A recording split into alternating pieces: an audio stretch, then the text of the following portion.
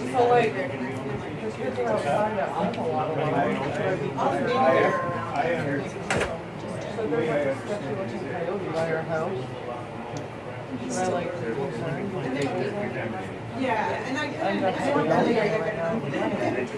Normally I don't buy down. yeah, it is like solid, but I'm just always like a little. Like ever. He was in a butter and a butter ended up going up all the big. I figured that's the new airport, so I went, excuse my tongue, I told him that he would withdraw, so, and then he left.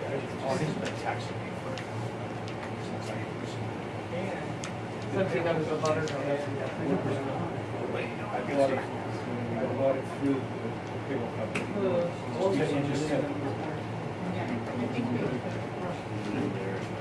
They put me on hold that, you know, after class.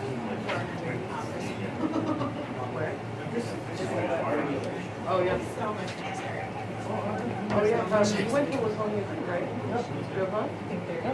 She's 14. Would you see them coming? She can do that. Yeah. She can do that.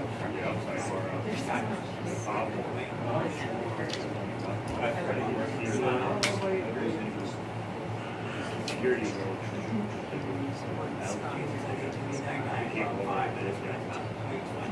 Rob, you're shut off. Huh? Well, Is that her family just donated It would be her great grandparents. Yes, it's their grandfather, right? It would be her great grandparents, so her mom's grandparents. see, I don't want. And they're close. Yeah, so they're And doing then I never lines talked and to stuff them. like that.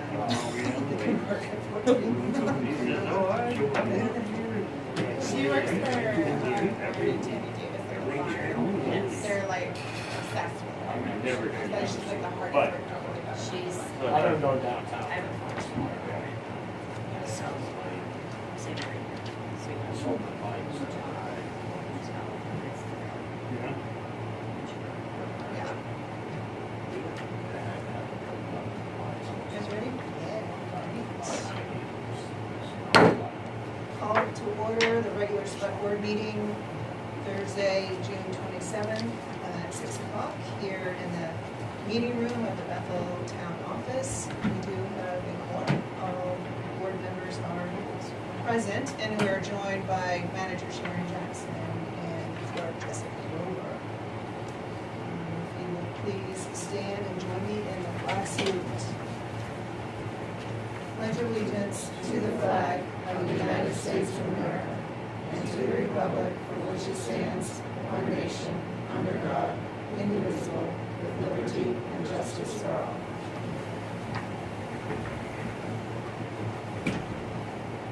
Okay, we're at public comment. If anybody has a comment they'd like to share with us, please stand, state your name, and we'll hear you.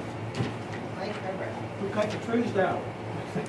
Good question. I would ask the manager to answer if you want to answer now. I think we all have the question, or if you want to answer it later. So that was cut down, the trees were cut down, and also that parking lot by Northeast Bank, because they own that property.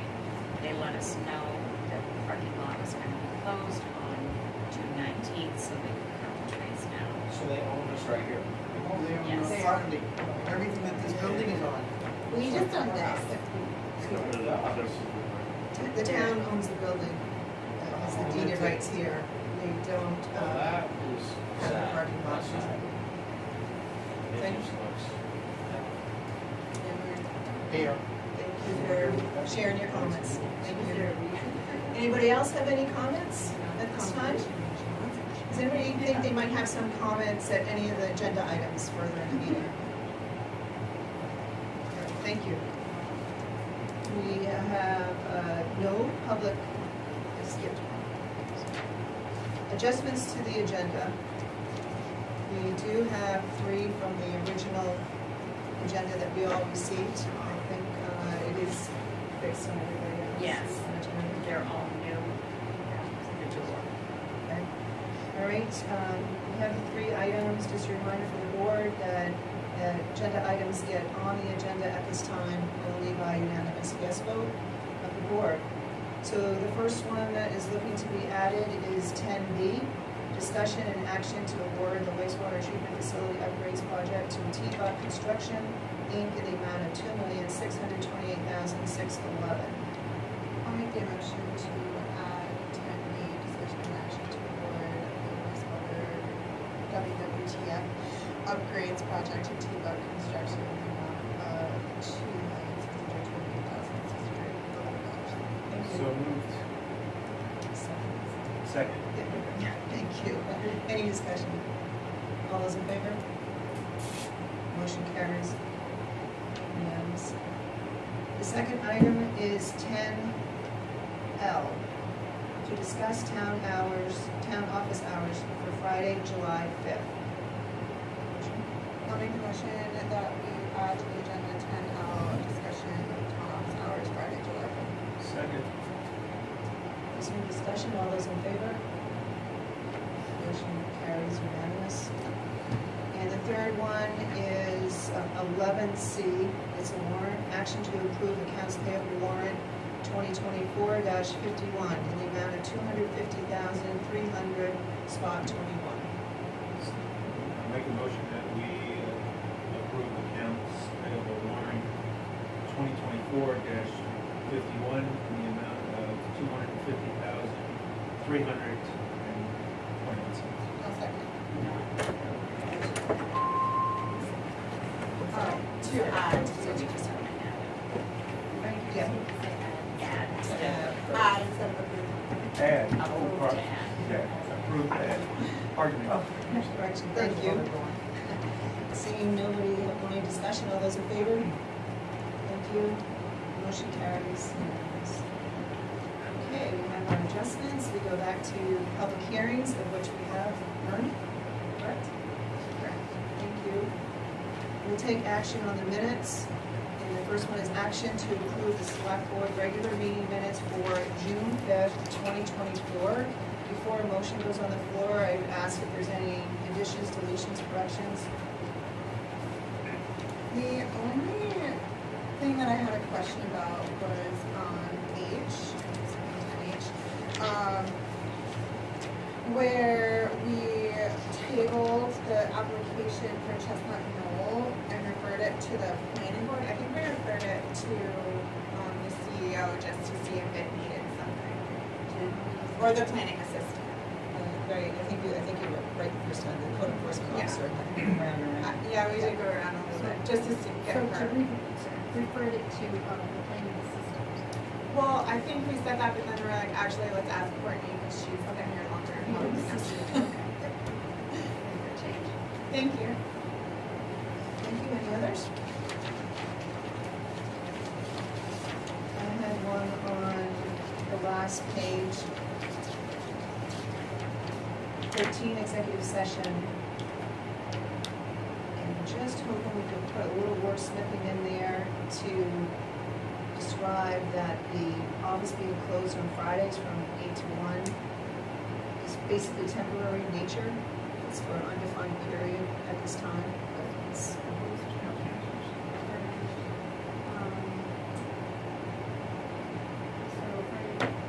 Temporary. Just the temporary. Temporary. Okay. so undefined period of time at this time, at this point. Anybody have anything else? All right, I accept a motion to accept the minutes. I'll make that motion. Second. Any further discussion? All those in favor? Thank you. Passes, carries, unanimous. On to the second action on minutes, which is action to approve the select board organizational meeting minutes for June 12th, 2024. Before the motion, is there any addition, deletions, or corrections? Hearing none, I entertain a motion. Make a motion that we accept the minutes from the June 12th meeting. Second. Thank you. Any further discussion? Those in favor?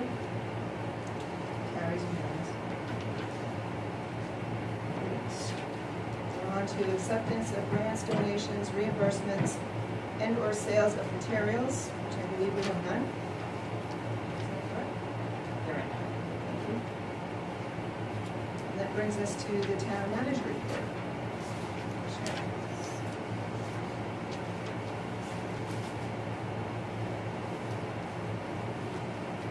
The first thing that I would like to announce is that the town of Bethel has been awarded the Northern Borders Regional Commission grant that was applied for $1 million for the sewer plant. The engineers, Weston and Sampson, who are the engineers for the sewer projects, applied to Northern Borders on our behalf. This is a very hard grant to get. I know because I've been involved in it quite a few years, and there were only 4 towns that received a no grant. I gave you, that was announced today at noontime. And I gave them the email from the announcement, and on the back page, it shows you some of the requirements of the grant. We'll talk more about it once I receive all the paperwork on it. This is an 80-20% match, so we will have to match 20% of that grant. And when I have the sewer budget ready, I'll have that 20% in that budget.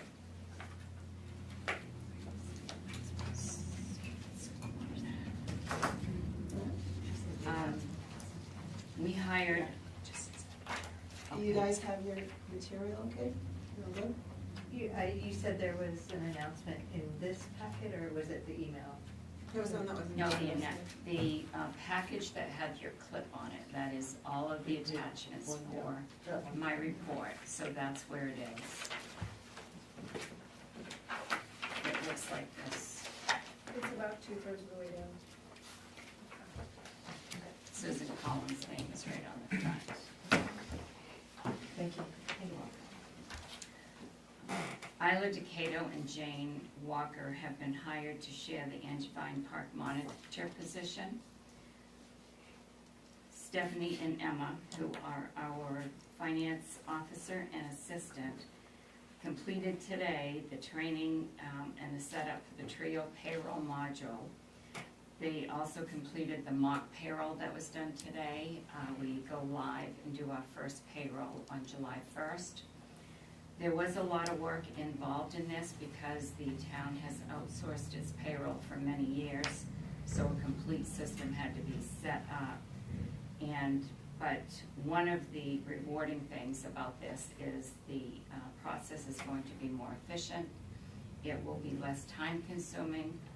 We will no longer have to do manual interfaces to get the information into our general ledger and our journals. So it all just goes, and it's a really good program. We were assisted by both TRIO and the auditors in getting this payroll system set up. So we're really pleased with the progress that we made in it. Your packet includes information from Mia Purcell concerning the Efficiency Main funding for Level 2 EV chargers. That's a new program that has just come through with Efficiency Main. I will have this item on the agenda for the next meeting, July 17th. I've given you the information so you can review it, and then we can decide what you may or may not want to do with applying for the funding for that. I contacted Field Electric this week. They are a partner with Efficiency Main. Efficiency Main has partners for several of the programs that they offer. And for the heat pumps and the LED lights, it's Field Electric. I actually worked with Field Electric about 8 years ago in another town, and we did LED lights for every building that was in that town. What we ended up paying as a town was about 1/4 of what the original assessment was for the complete replacement. So what they'll do is they're coming here Wednesday. They're going to go through the entire town office and the bay and the 2 offices at the highway department. And they will prepare the quotes for the heat pumps and the LED lights. I had called an electrician about the lights here. These are the old fluorescent lights with the ballast, and found out that we can no longer get replacements for these. So we have a lot of lights here, and I think with the efficiency main program, we will be able to save a lot of money. Once they do the assessment, it will be within a week. I will have the total cost with the rebate. This is a rebate program, so we pay it up front, and then efficiency main refunds us the rebate accordingly. On behalf, because the partner, who is Field Electric, they actually submit the application and do all the work that is needed through efficiency main to get us our funding. Is the assessment free? No charge, yeah, everything is free. So, the grant that you got for, and there was still money for energy audit, right? So that's why I asked that question, because that definitely could have been paid for through this grant. I did send an email to them asking if we could use our leftover funds for LED bulbs, so I'm gonna get that. So when we get the bid back and the balance and what the rebate amount is, we would be able to use the remainder of those funds toward our percentage. Cool. The salt bids came back from Avcog on our joint bidding with other towns. It's $89.50. I was gonna look it up what it was this current year, but I couldn't remember. And the bid will be with Eastern Salt Company. Weston and Sampson was here on June 26th for their first progress meeting for the Mill Hill Pump Station and the Route 2 sewer main. I've given you a copy of the agenda and the schedule for their work through probably I think it's mid-August, but it's from where the work started, the 1st of May. And it shows you all the work lined up for each week.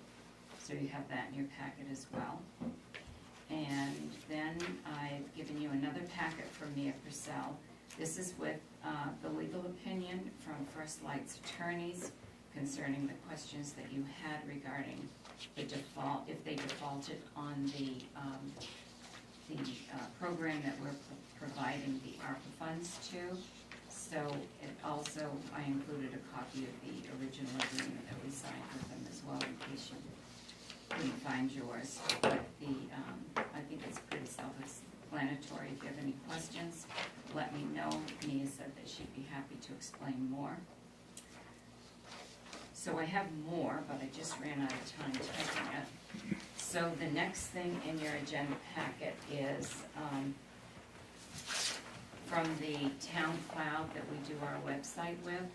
There's been a lot of questions on how the programs are set up there, and they did come here, visited with Jessica, and then I had discussions with them. So this is the page here. We're going to try this and see what this looks like and see if we have any comments on it. It's just temporary for now. But instead of listing only 4 of the latest news, they're able to put in 8. And then the calendar, the monthly calendar, that was one of the biggest complaints we had, was that you had to really search to find the calendar. This will be on the front page. And then below that will list the recent agendas and when they're scheduled. So we'll see how this works, and then we can make adjustments going forward from that as well. Tomorrow, we're going to be closed for the full day instead of just from 8 until 1. The reason for that is the last day of the fiscal year is always the trio, the month-end closing of all of our books with the software company. We have new staff who do these closings, and we have the auditors and trio that will be working with us to do these closings. What happens is we close all of the books for fiscal year 24, 99%. And what that means is in July we will issue warrants for checks that will come in that have to be paid out of the 24 budget. we'll have a separate warrant for just those invoices, and then we'll have a separate warrant for the fiscal year 25. And what it does is it interfaces the 24 back into the 24 that we're closing out 99%, and it puts forward the 25 into the 25, so that when we finally do the final closing, all of the expenses will be in the budgets that they're supposed to be in. So that will take place tomorrow. That also requires closings for front office work as well. So that's usually a pretty productive day as far as doing that. The budget will be entered, so the next meeting that we have, you'll see all the new budget figures as well. There's something in your packet, some information on elections for MMA officers. That will be on the agenda for the next meeting, so that you can vote for whoever you want, and the closing date to send that in is August 1st. An update on the liens.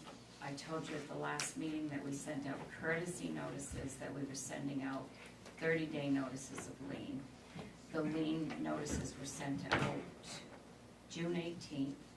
The liens will actually be placed on accounts on June 23rd if the taxes for 2024, July 24. They'll, on July 24, they'll be placed if the June 24 taxes have not been paid in full. So we have brought in a lot of money from both mortgage holders and properties without mortgage holders so far since those notices have gone out.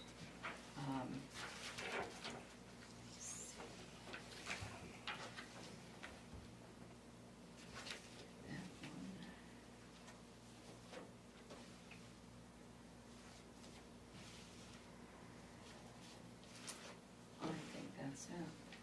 It is. Thank you. Does anybody have any questions for Sharon? Okay. Hearing none, we'll continue on. We have board committee report. I see none. Okay, and our first business item is A, Mike Jodry, Fire Chief, OSHA's updated emergency response standard. I see that we have something in the packet that was put at our seat. If you all see that, and I'll turn it over to Sharon and Mike. Okay, yes, Mike gave me this copy of the comment period extended for OSHA's updated emergency response standard, and Mike is going to explain what that is all about. Okay, so this is a heads up, a warning, shot across the bow, whatever you want to say, and also asking for the board to support us in writing a letter. OSHA, federal OSHA, is proposing updating the fire department standards for the first time in 40 years. And this is a typical government one-size-fits-all unfunded mandate that is going to be catastrophic if it passes in any way, shape, or form. As proposed right now, it's a 300-page document, which no, I have not read. But the Maine Fire Chiefs Association has put out this letter with the most catastrophic highlights that they are proposing. If this stuff even goes through at 10% of what they're proposing, it is going to cost thousands of dollars. So, first thing they're proposing is all personal protective equipment, meaning our fire gear, 10 years old, regardless of its condition, is junk. Now, as Bureau of Labor Standards sees it, if it passes our inspections after every use and every year, you can use it indefinitely as long as it passes those inspections. So that is going to get tossed out the window. With the PFAS-free coat and pants that just came available in the last year or so, there was already a 30% increase. So coat and pants only, right now, is around $3,000. This is full PPE, so you're talking $400 boots, $3,000 coat and pants, $75 hood, $400 helmet, $90 gloves. I don't know if that's going to pertain to SCBA or not, but if that happens, that's going to be $5,000, $6,000, $7,000 per pack if they go that far. I can't speak for rescue, but there is a bullet in here for EMS. they are not gonna be able to respond to a lot of things now in their t-shirt, pants, and sneakers as they do now. And that's not a zing on them, but their life is going to change too, and I'll let Dave Hanson speak for himself on that stuff. It also is gonna regulate the cleaning, testing, and how it's going to be disposed of when it is deemed no longer possible. Second one is a separate but adjoining room to the apparatus bay would be required to decontaminate, maintain, and store the PPE away from the living quarters, and a decon shower must be in place. So our PPE now is stored in the bay. We already have a program in place to not take it into our living quarters. We have a small decon shower out in the bay. We have a real shower in the living quarters. The question is that gonna be sufficient for what OSHA is going to require? Or are they gonna have certain standards which can require some sort of construction of separate rooms to do this stuff? We're covered with the fire alarms and sprinkler system, the carbon monoxide, that's easy. So we do have that in place, so that should be a freebie there. Fire apparatus, this is the catastrophic. Yeah. 20 years, regardless. You can buy a brand new truck and put it in storage for 20 years. At 20 years, it's junk. Nationwide, no matter what department you are, how many hours are on it. So one, little tiny towns can't, we got one coming now, it's just shy of $700,000. Right now, in our fleet, we have one that is within 20 years. The new one's coming, so that'll be two. But so if that gets cut down to 30 years, that is still gonna be catastrophic for a lot of departments. Plus, the used truck market is gonna go, because you're only gonna be able to sell it to foreign countries. So, that is gonna be huge if that passes. Firefighter basic, firefighter 1 and 2. Most of my guys already have that. That's 200 to 300 hours of training right there alone to get your basic firefighter 1 and 2. All my officers now are nationally pro board certified firefighter 1 and 2. So they're covered there. But however, if you want to be an officer, they're going to require a fire officer 1 and fire officer 2 certificate. Right now, Maine Fire Service Institute only offers a handful of those classes a year. They're about 50 hours of training, and guess who gets those classes? Portland, Lewiston, Auburn, the big time departments that, not making fun of our own guys, but where an officer really matters versus a small town volunteer department.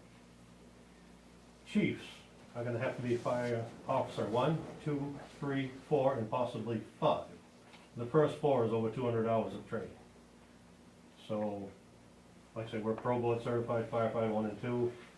Several of us have attended National Fire Academy classes for years in continuing education as leadership and executive skills series, they call it and stuff. Scott has been there before, years past when he was an officer. Doesn't matter. Everyone's gonna have to go back to school. Everyone has jobs. And the scary part about this, the Maine Fire Service Institute is already saying we can't handle this. So that is gonna open up third parties to charge whatever they want to come in and try to get everybody certified. And that's gonna come with a cost, as well as depending on how you're going to have to go to these classes. You know, do we have to take time off from work and go away for a week at a time, or are we gonna be able to take it nights and weekends over a year's time? But that hasn't been defined yet, but that is going to be catastrophic. So I've been on the department since '86, chief for over 17 years, doesn't matter if this passes. So that's not a huge one. Emergency response plans, Bethel has one, but that is going to be town-wide. Emergency response plan is going to have to be done annually or semi-annually. And that doesn't come at a cost, because someone in this office is going to have to sit down with sheriff's office, fire department, rescue, and everyone else, and define any and all hazards in Bethel and have written plans for that. Have no idea what the administration cost on that would be, but it's going to be big. All firefighters, we already do this, have to have yearly medical evaluations. They are talking about taking it one step further, making it EKG and more cardiovascular testing than we're getting now. Right now, we've got a cancer program in place. We go down to Swift River Healthcare every year and get pulmonary function testing and regular physicals done down there. We just had mobile cancer screenings at the station this spring done. But once again, if the government mandates this, the healthcare profession is going to be able to charge whatever they feel they need to charge to get all this stuff. And once again, that is going to be time off from work for guys to go get this stuff done. All firefighters will have to have a health and fitness program. We do have a gym in our department, and we do have a program. Doesn't get utilized as good as it should, but it is there. Like I say, OSHA hasn't put a timeline on any of this stuff yet, but there is a period that's been extended again until July 22nd to comment. So I am asking the board as a whole or individually, whatever, this Fire Chiefs Association did send out the just a basic format here. Put your comments in and voice some concerns on what this potentially could cost, because it is going to be catastrophic. In the tiny towns, I don't know how they would survive. I mean, it's gonna be hard enough we're a small town, but we're not a tiny town.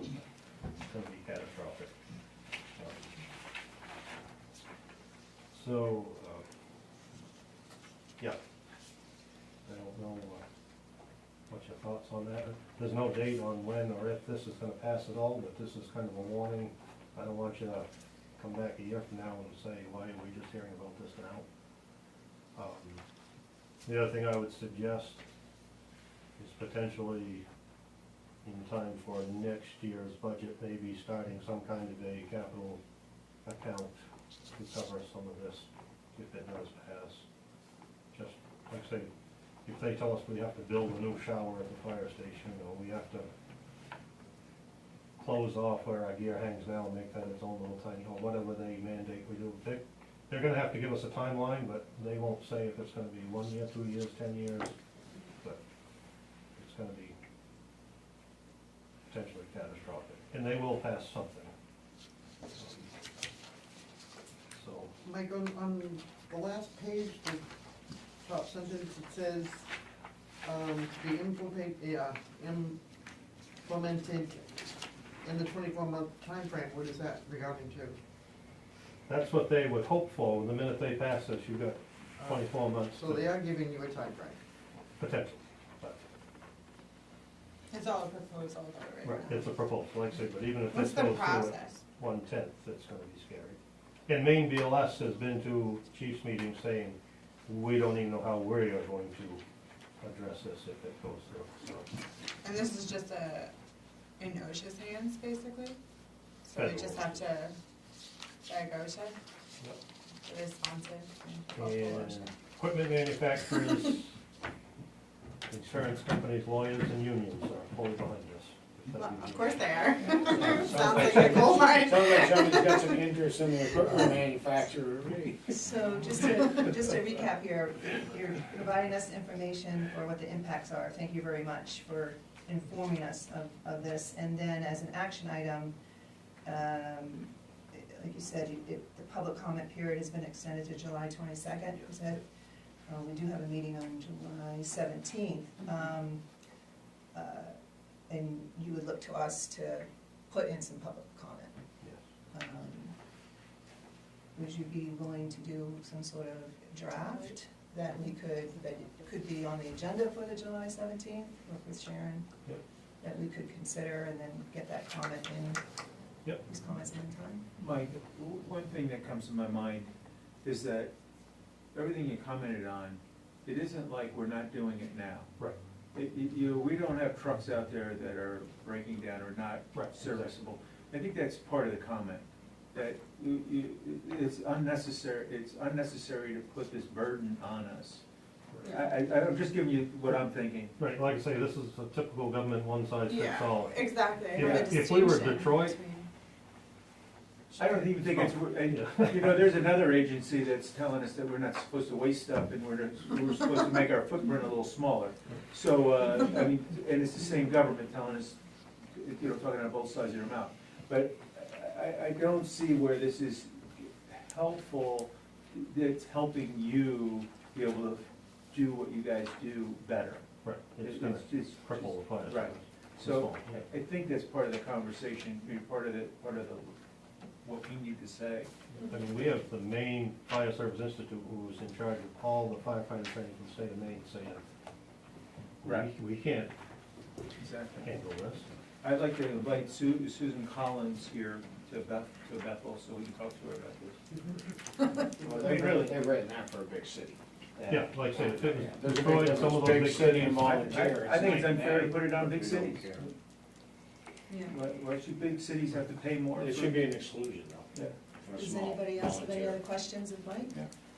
Comments? I think, Yeah, yeah, if there's a that's it. template or some type of draft, I'd be happy to sign it and happy to support. So if you guys could work on that and have it as an agenda item, you can consider it in time to be able to be submitted on July 22nd. I just have one other last comment. Before COVID, our 10-year average call volume was 120 calls a year. We're on 246 right now with a few days to go, so. 246. Yeah. Wow. So, Population?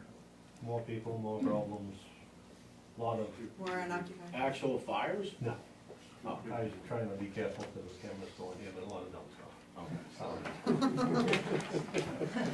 Dumb stuff still costs us money. Well, thank you, Mike. Appreciate Ghostbusters it. isn't here, so we gotta go. Thank you. Thank you, Mike. Come on. Really. Thanks for coming down. I'm off to my next. We're gonna continue on now, and our next business item is discussion and action to award the wastewater treatment facility upgrades project to T-Buck Construction, Inc. in the amount of $2,628,611. So it looks like if we could start off with Sharon and Toby, what we're looking at, and you have in your packet, information about, from Western and Sampson, right? Is that what we're Yes. looking at? So we had the bid opening on June 11th, and I emailed John last night, just as a reminder, because we didn't have this information yet to award, and so he sent it to me last night, so that's why it's late on the agenda. So we had three bidders, and they did a total base bid and then alternate bids A, B, and C, depending on what we would have for money. You remember that we had an item on the town meeting warrant to apply for additional grant and loan funding from USDA. Our grant application did go in for the loan and the grant, and we were awarded it. So that all went through. So as a result of that, we're able to do the total bid in addition to the alternates A, B, and C, and that's what totals the 2.6 million. T-Buck was the lowest bidder. They did work at the treatment plant in the past, and Weston and Sampson is recommending that they receive this bid. Everything is in your packet, including the bids and everything else with this. Would you like to take a minute to see what's in the packet? And just, if you have a question, just raise the question.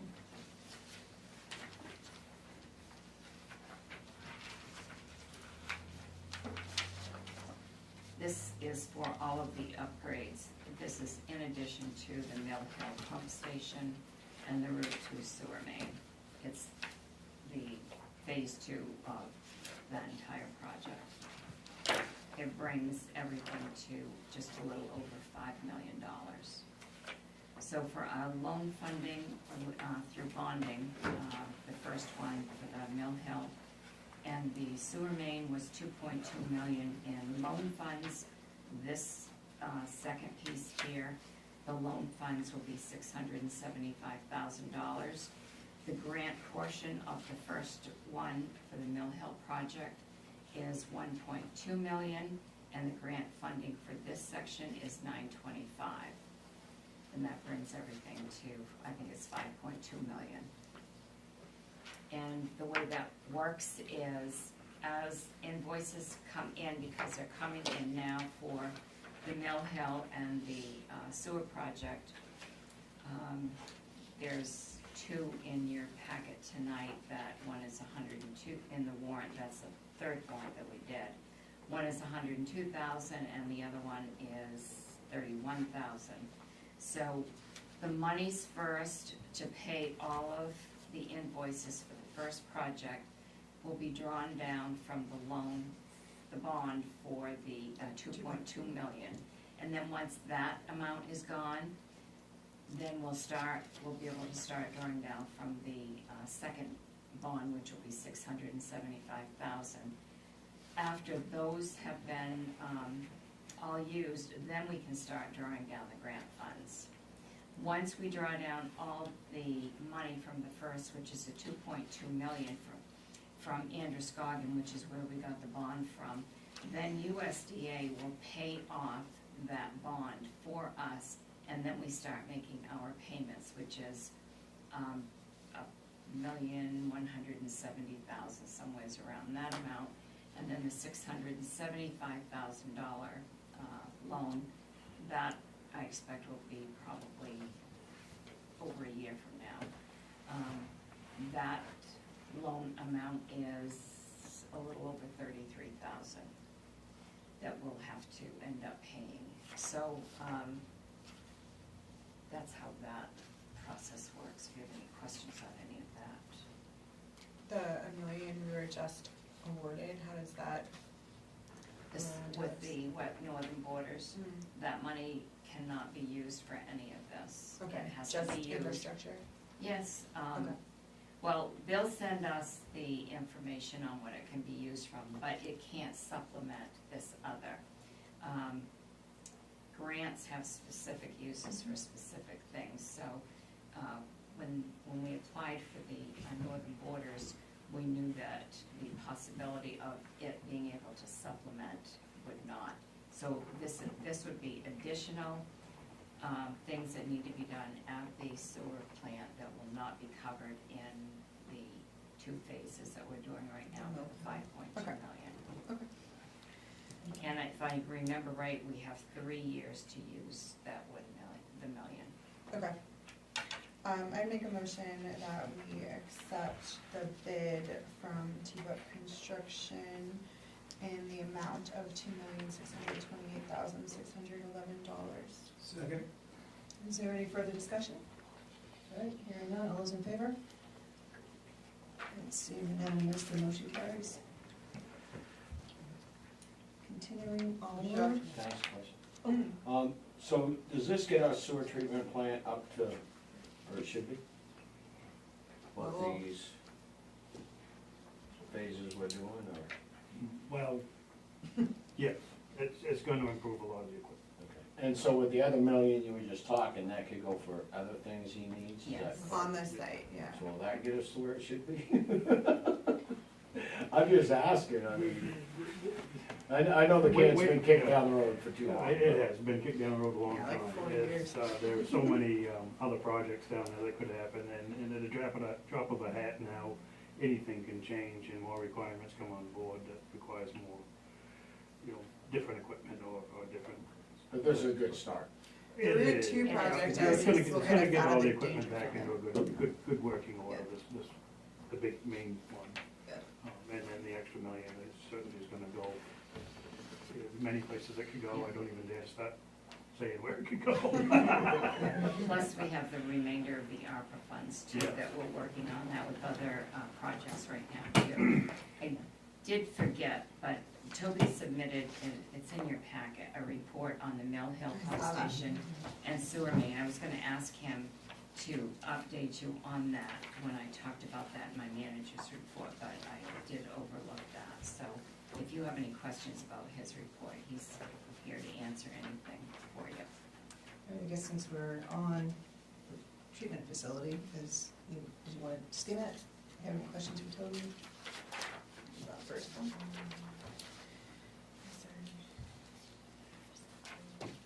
That was the first one. The report on Route 2 project, single page. Do you have a copy? Oh. Copy. I did not bring a copy with me. But if they skim it, and I don't need a copy to answer the questions that may arise from it, I don't think. So do you know what, you wanna give us highlights? Well, like basically out of that, I mean, Cross started last Wednesday the 19th. They're setting up their bypass pumping, did traffic control. That took them a couple days getting the pavement cut. On Friday, they started by laying out of the manhole on Riverside Lane. They laid 28 feet of pipe. That allowed them to set the grade and the line that the pipe was going to run to be in proper position. And then this Monday, they just picked up and started laying pipe. Today, they currently installed the first manhole, just shy of Family Dollar, and connected into that. They'll keep going. They did do, last week, they did do a little exploratory digging on Mill Hill to actually verify where the ledge was, and try to come up with a plan for mitigating water and whatnot, and how to deal with that ledge in the digging. Good. Only one, this week, there was only one kind of setback with materials over there. They were supplied with the wrong manholes. They were lucky enough to be able to get the right manholes there in time, so they could put the proper inverts and benches in them and things of that nature. We have found 2 buildings over there that have some pumps running in the sewer. It's against town code and state plumbing code to introduce unpolluted water to the septic system, to the sewer system. I met with one of the owners and verified that some pump, the other one is a second home, I believe, and they're not there very often, so I believe I'll be working with Courtney, probably to bring that to you guys and attempt to get those removed. Great, well, thank you. Thanks for the update. You guys have any questions? Right, wonderful. Thanks again, Toby and Sharon. We'll move on. And we are at 10C, which is discussion and action to approve R.H.R. Smith engagement services for fiscal year 2024. We do have the letter in the packet, and I'll turn it over to Sharon. So we've been working very closely with the new auditing company, R.H.R. Smith, and right now they have completed the short audit. They're still working on the long audit, which required a lot of restatements that were never reported prior to their taking over. One of the things that is involved in this engagement letter is to provide services to do the bank reconciliations for 4 months, in addition to the training and helping the staff set up all of the accounts that we're changing over to be set up according to the proper procedures of how they should be set up. And they've also assisted with the implementation of all of the payroll configurations that had to be done. So as we went through this, we found more things that were not interfacing correctly and that needed to be done. So this is the additional that they will charge us for doing all of this work that is totally separate from the actual annual audit. And that amount is estimated to not exceed 12,000. Right. And we do have funding that we can pay for this with. This will come out of the fiscal year 24 budget. And this is just gonna be, It comes out of the finance budget. and this is just a one-time, This is a one-time thing, yes. Right, I accept a motion to approve. Well, I have a question. Go ahead. These corrections, are these corrections being made because things changed? Or why are we changing things now? And they weren't changed before. What prompts them to be changed? They're being changed to be corrected to the way that they should be set up. So in other words, they weren't set up correctly in the beginning? Not according to auditing standards, no. So it just got caught now and it's because we changed auditors? Yes. And if it was an auditor, I got it.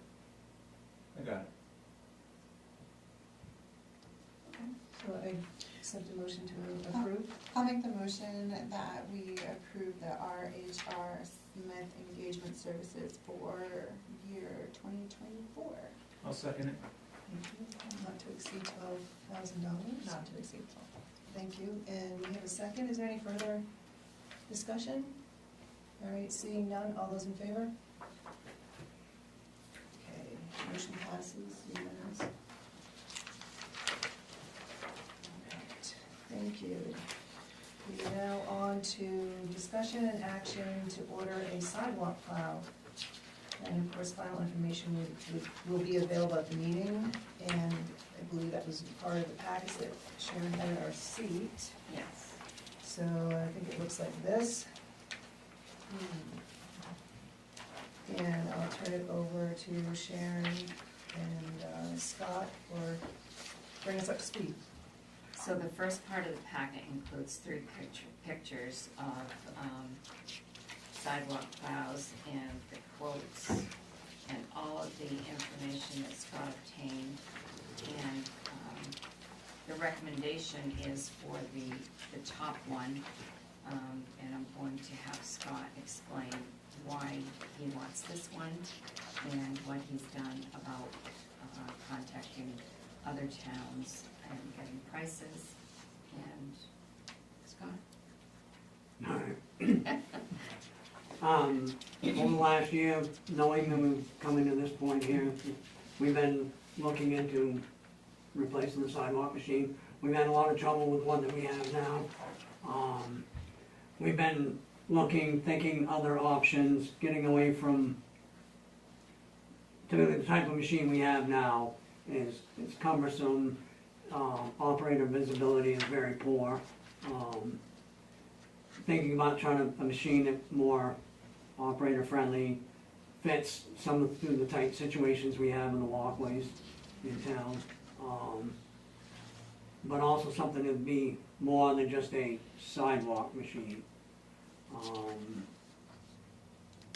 Prices are crazy when you start talking equipment. We originally started thinking about one of the, like a mini loader would be more suitable for our, the picture of the yellow machine on the front is an actual mini loader type. I'm sorry, it's not the color, but This one? Right here. yes, that's the mini loader style. Okay. The other two pictures are more like what we have now. There's a bunch of different manufacturers out there.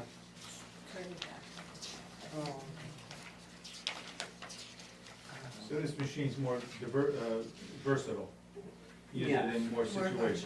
And you can run more implements on these style machines than you can, some of the bigger ones. A lot of the cities use them, but they have bigger sidewalks, more, City of Bangor, if you see my notes, City of Bangor has 5 different machines that they use for their, So you're thinking, forward thinking, more Trying to. versus, right? Did you choose this one because of the price, or is there a machine that would answer more questions or more situations that you come up with? the first machine that when we first saw it and started talking, a lot of landscapers have them, Papoose Pond has them, City of Portland has a couple of them. We started thinking that route. If you look on the prices, that is the second machine down on the list that I gave you. The Avant. We started really thinking about that. The boys have done some test drives. They've been looking at machines, talking to other people other than dealers. As we were looking and started thinking that way, and then the machine that you have a quote on the front, the whacker, came into the picture. We started finding the advantages over that machine over the Avant, and started looking more into that. specifically, my question is, Sorry. this, is this the machine that you really need, or is there a more expensive machine that would do more things for you, that would cover more areas, and we're settling on this for the price? I don't think we're settling for price. Okay. I think we can do a quality job for less money than what they want for the bigger machines, but it would be more operator friendly, more, you have better visibility than what you do in some of those other machines. So this is the machine, that would do the job the best? Is this built We, and we, landed? we think so at this point in time. Is this built and landed, and if not, is there a lead time? Pardon? Is it built and landed, like, can we pick it up somewhere They- tomorrow? One of my notes in the back, they have 2 of these machines left. Right now, he started off this spring with 10 of them. Okay, He has 2 left. and where is He that? has more coming, but they won't be here till next spring. Stillwater. Stillwater? Thanks. They'll deliver it, And they'll deliver it? yes. Cool, cool. There's a list, I've talked to a bunch of different road foremen and get their opinion. The boys have talked to the crew, the salesmen, you Yeah. know, and things like that. We all feel this is like the best bang for our buck, and there's so many different implements that you could, Is this like a Outfit this machine. multi-seasonal thing, like you can use it in the summer Yes. and in the, Yes. yeah? You Cool. got and that's what we think See, needs to be. Yeah, just like, I just wanted to make sure he was planning on using it for the summer. And So something can be The used. warranty and repairs and maintenance, would you need to go back to Stillwater, or do you have another vendor that would help with that? There is another dealership closer to, a Wackeneusen dealership closer to us right now, but I haven't asked that question as to, Yeah, They to be maintain the available. warranty, do you have to go to their dealers? Sure, yeah. Let's see what kind of fuel it uses. it's diesel. Diesel? And one discussion I had with a local vendor down the street today, I mean, he sells implements that fit. I was No, gonna ask anything, that, anything. yeah, because I'm sure he would be friendly. Some of the machines, you need to stick with their implements, that's all their machine will run, is their Right, implements. Other machines, you can buy conversion kits and run any skid steer attachment on some of these machines. Great, that's awesome. Anybody else have any more questions? So you went out and asked these different vendors, we didn't put a bid out, right? Not an official bid, no. Right, but you did your homework. You can't really compare apples to apples in Right. this situation, it's, Give them out, I'll make a motion that we waive the standard bid process and approve the machine, that's the new Wackeneusen WL28 high flow with its quote of $114,441. I'll second it. Do we have any other questions? I just have one question.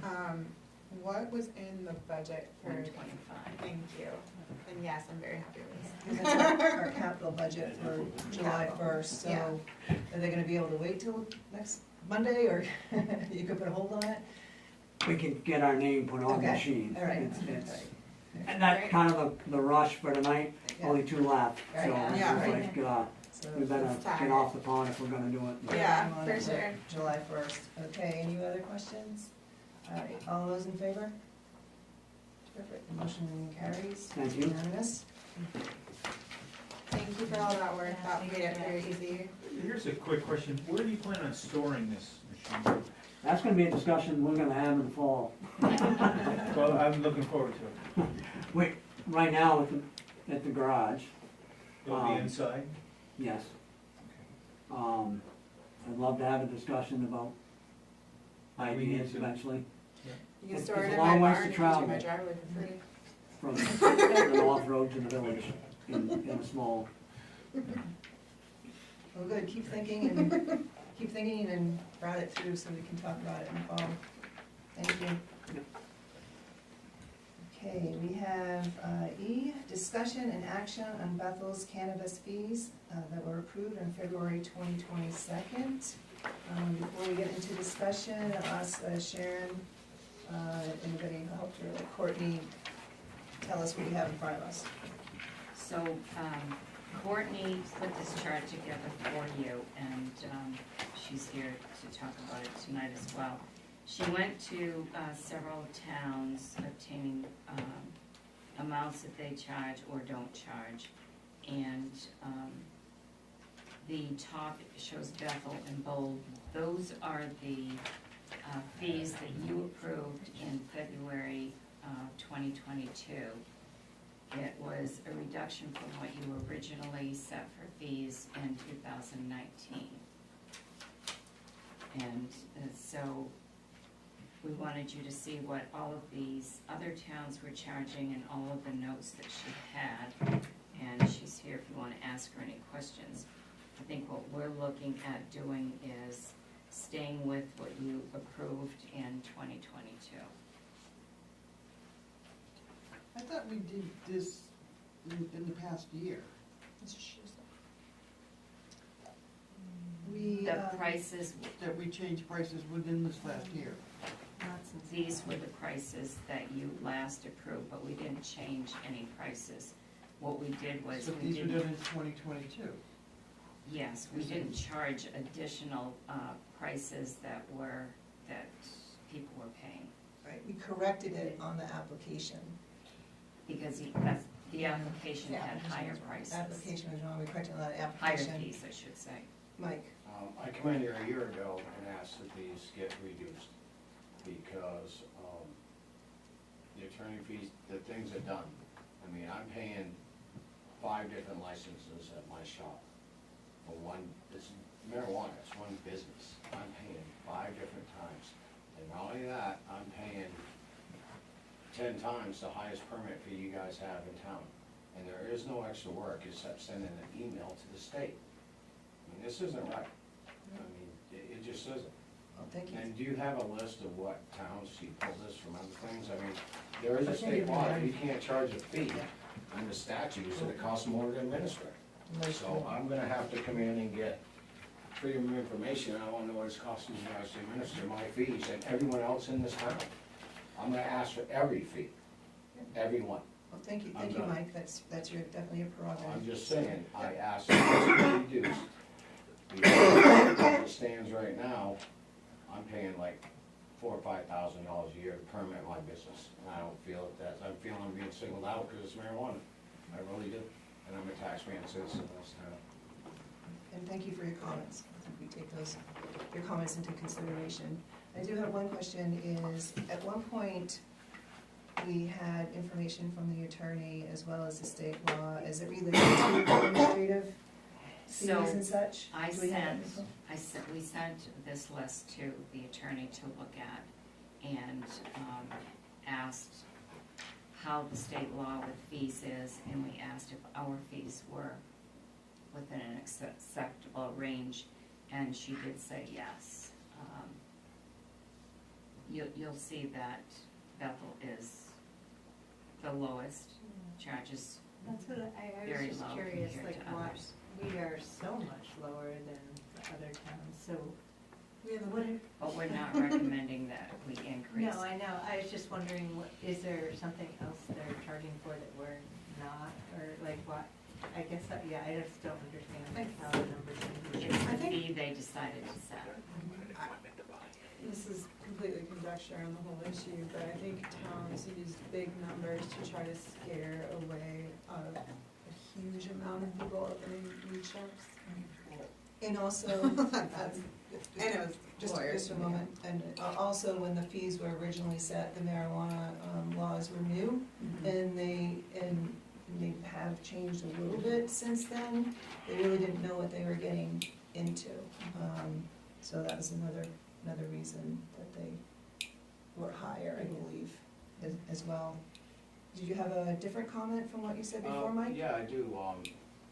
I mean, some of these towns, you're not comparing apples to apples because some of these guys have their own enforcement on this. Yeah. I mean, you guys have what other enforcement do you guys do for me? Have you ever been to my facility? Have you ever had a complaint? No. So, you're not doing anything different than the trailer license, a hotel license, or anything. Yeah. I mean, you're singling me out for what I'm doing here. It doesn't matter what these other towns are doing. This is Bethel. I don't live in these other towns. I pay my taxes here. This is where I pay these. I do a lot for this town, including donate money to buy that new Bethel food pantry, everything, all Yes, kinds of stuff. yeah. I'm No, just we saying. definitely appreciate it. I mean, you This- contribute I'm and being many singled people out in this as a room Taxpaying business in this town and understand it. I'm sorry you feel that way. because of the but, classification of yeah. marijuana. Yeah, thank you I for your just comment. wonder, and I'm wondering out loud, and it's not, it's just a thought in my mind, that when the cannabis law came into play, that part of the negotiation of getting it approved was fees. I'm just asking, because it does sound, it is, I hear what you're saying, and so why would it ever be agreed to begin with? When they, Hear me out, so I ask you completely. So, what it sounds like, I have whirling around in my head, is in order to get it approved in the state of Maine, a deal was made that fees were gonna be paid, and they would be these high fees, and so people said, well, we'll vote for it then, because it's a moneymaker now. but there wasn't a number put on those fees. I mean, this town set the fees, and when they first set them, most of you weren't here, sitting on this board at that time. It was agreed, we would keep looking at it and see what it actually cost this town to administer my fee. Okay, so So my I'm question, asking somebody on this board to explain why it's costing more for you to administer my fee than any other business in this town. my specific question is, was there a deal made when the law was No. being made? No. Towns just set their fees, because they were set high to begin with, because there's gonna be attorney's costs involved and all that stuff in it, okay? That's already gone, okay? So now, there's no difference in my business as far as what I do. You guys don't do any enforcement, the state does it. You guys do nothing. I come in, I fill out the paperwork, I come in here and I get a permit, just like anyone else in this town, and I get charged, on the store. What's your highest fee in this town for a store? Any store? What's your restaurant fee? 50. I don't know what fee you're referring to. I I think my, That's a license. What's your vigilance? What's your? It's very little, It's $50. something Yeah, like 50 that. bucks. Okay, so my fee to run my store is $500. It's 10 times that. I just wonder why it was ever that high to begin with. Yeah. I just, Can I say something doesn't add up Yeah. to me. Well, that's Excuse the- me for a second, thank you. Mhm. But Meryl has a question. Courtney, can you explain, your note on Newry's? I didn't quite understand. On the bottom, Yeah. so Newry has, they must run some sort of legal ad fee. Okay, This is just, I mean, I reached out to all the towns, this is the Yeah. information I got from each of them. sure. For a first-time applicant, so they must need to have public notice, Yeah, would be my guess. And then they have a $50 processing fee, and a background check. yeah, that makes Yeah, sense to me. like a higher fee for the first time does make sense to me, but. Yeah, Yeah. and I can definitely, But I I feel mean, that way if you for guys all would like, I of can it. dive more in depth to Newry, or if you have comparable towns. There's just, I tried to get towns that were Yeah, no, surrounding us that had the information. It's very hard to get this information for sometimes. me, it just always seems like no matter the permit, a new application is always more time consuming than a renewal. I mean, Mike, at this point, I feel like we look at your application, we're like, yep, he's still the same business he was 1 year ago. Well, In the permitting, the permitting is a little bit different. Yeah. Just because the code enforcement officer hasn't visited, Mhm, she can visit, mhm. can be proactive. Just because there hasn't been any complaints, you can be proactive in everything that goes into it. And it is more work and responsibility on the town than it would be another business. she could So visit you a have bar. that. I'm sorry? She could visit a bar. She can be, She's she code can be enforcement over proactive, but everything you guys permit. So I understand, and I don't mean to be argumentative, we're having a discussion here so we can deliberate, and I think we definitely understand where you're coming from. We're just trying to be fair to all concerned here, and code enforcement can be proactive, because you have other, a type of business that the state looks at and such, that just, you use it as not to pay because she didn't come and visit. Well, she can come and visit. I just wanted to put that out. And yes, they can go to the other ones, She so. can visit any business. So, what, you all have any other questions? Can I ask? Yeah. Go ahead, I'm sorry. No, sorry. Do you pay, sorry, I'm sounding ignorant, do you pay a fee to the state too? Yes, and So the you state, have the a state fee yeah. is the same for everybody. And what's that? It depends on what it is. I mean, one license is $1,000 and one's $1,500, but here's the deal, like I have 2 retail stores, okay, medical and rec. So that's 2 $500 licenses, right? Then I have a manufacturing, which I'm not sure which one this one's under, Courtney. I would just. No, manufacturing and I was testing, asking so there's if- another 500. Yeah. I'm about ready to get another one, so there's another 500. And then I also have 2 cultivation licenses, so there's another 500. And I mean, here's the thing, it's all marijuana. It's on the Yeah. same location, and I have 6 different No, I licenses. understand. Well, Yeah, we understand that you have 6 different licenses. But restaurants do too, they have their liquor Right. licenses, they Yeah, have their well, that's what entertainment I feel like licenses, they it's have like their. Okay, but They how get much to is liquor their license? You're right $50 there, you're right there. Like, I'm Yeah. thinking of it as a liquor license, like, we pay like 900 to the state, but then we just pay, entertainment license, right? We don't, there's no No, liquor. you do license. liquor, you do the public hearing. We're Right, an but there's no agent. fee, In right? those capacities, we're an agent to the state. Right, And, but I mean, yeah. there's, I feel like that liquor's like the closest thing to marijuana in terms of licensing, like being responsible for those businesses in our town. Yeah. But it's not equivalent in terms of how we're charging for fees, cause The nonprofit share too. Yeah, it's a little different because our role according to the state law needs to be doing what we're doing. And we need to look at what we're doing and charge accordingly. The liquor is, we're just that agent at that moment in time to fit into the state law. so the there. state law says we must charge a local permitting fee? Yeah. The We're the permitting agent locally, and then there's state licenses that they also obtain. That's no difference than Frank has a restaurant, he licenses through the state and you guys license him. This, I'm a taxpaying citizen and this is not fair to me. I don't care what anybody else Thank you, charges Mike. down. I really So appreciate you Sharon, I can see your opinion. saying. you were a town manager when the marijuana law came into effect, weren't you? Yes. So how is it that marijuana licensing is so high in the first place? How did that ever originate, that marijuana, if you're gonna be in the marijuana business in the state of Maine, you're gonna pay an exorbitant fee, and they went and did it to get started? Well, at that time, there were still a lot of things that really weren't legal with the marijuana business. And I was involved, I was in Freiburg at that time, and all the towns set up committees to do their ordinances.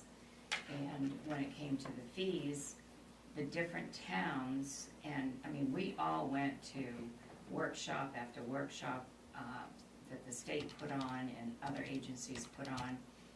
And all of the towns around every area all compared fees and looked at what they all felt reasonable, because there was nothing in stone as to what the fees would be. And so that's why when these originally went in, the costs were so high. And I think if you look and see what yours were the same fees comparable to other towns. Bethel has come down from 2019 to 2022 considerably in what you're charging now. You know, if we look at some of these in the other towns, they have barely reduced it half. And I understand, you know, the arguments, but you may not have someone that has that as many businesses. So I'm sure he's looking at it that, you know, he has so many. When I look at this and you compare from town to town, because whoever does this, the towns are so close, they can set up these businesses any place. They're going to go and set up where they can get the least fee. I mean, there are a lot here in Bethel. We have a lot in Oxford. But I mean, we charge 3 times the amount that Bethel charges here. In some of the things, like an adult use retail store, Oxford's $5,000. They were $10,000 when this started.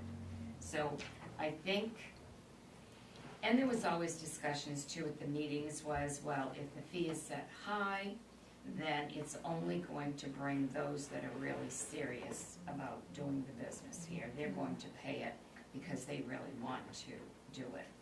And some towns have limits on how many can be in a town. Other towns have no limits. So every town went through a different set of guidelines, that, if you will, that they followed, or how they wanted their ordinances to read. When I look at this, I understand that someone who has more than 1, 2, or 3 would you know, say that these are high. But when we look at other towns that are around us, I don't think we're out of reach. Can I ask Jess a question?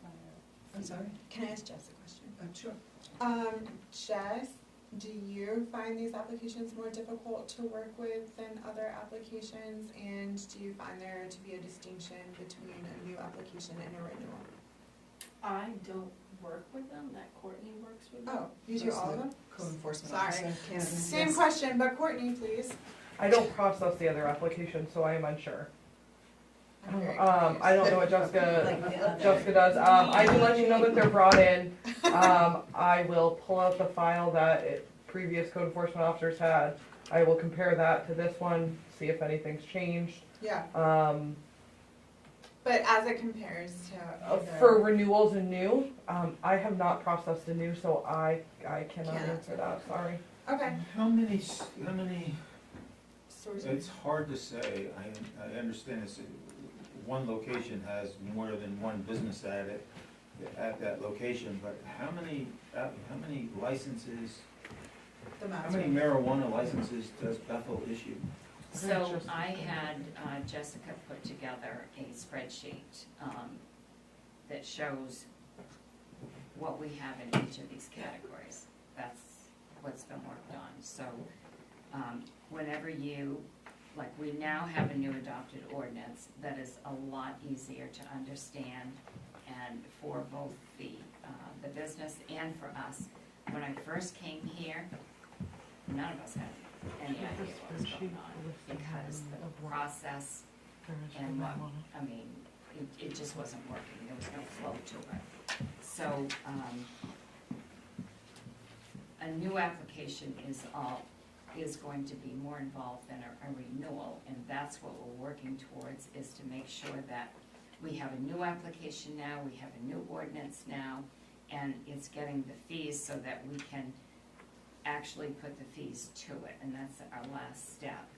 And that's why, after looking at all of the surrounding towns, we're not recommending that you do an increase on what was approved in 2022, and that was to keep it the same. Did you have, were you gonna get that? I thought that's what you I'm were waiting going. for my computer to load, Oh, it okay. loads slow. And just quickly, Mike, you have anything Just, different to say? So, I want to just go back to Frank's question here a minute, and then I have one other thing for the board here. Some of the reasons these fees were set so high, Frank, I mean, it all started in Colorado, okay? The first thing was, everybody thought that this was a huge money-making thing, okay? When Maine first went recreational marijuana was $5,000 a pound. Right now, it's 14. Okay? 1,400. Dollars. Okay, and it's dropped that fast in 3 years, okay? The state of Maine is now dropping, they have businesses out there struggling. They've lost half their medical caregivers so far this year. The marijuana industry is really struggling. And a lot of it's to do with fees like they have on growing. We pay $335 a pound excise tax. That's on top of the state's 10% excise tax. Starting January 25th, they've cut that in half because they're seeing what's happening. The state isn't bringing in nowhere near amount of revenue they thought, because they went in and said, oh, marijuana's gonna be $5,000 a pound. That's not what happens. I went through this in Colorado. You know, something that you guys might consider is, if I had one business, I wouldn't mind paying the $500, okay? So something you guys have the decision to make too, is if somebody has more than one license at a location on a renewal, maybe we should get a discount there, because it's the same business. It'd be like permitting you to sell every type of brand of beer that you have. I mean, this is not right. It's not right, guys. It just isn't. It really isn't. That explains why you have so many licenses for one location. Yeah, because the state requires me, and they're trying to consolidate this into one here in the next couple of years too, because it's cumbersome for them to permit it. I mean, I spent half my time doing licensing with the state, licensing with you guys, because they all fall in different days. But, you know, like I said, I've got 5 licenses for one location that does the same thing as marijuana. I have to pay every single thing, because that's how the state set it up.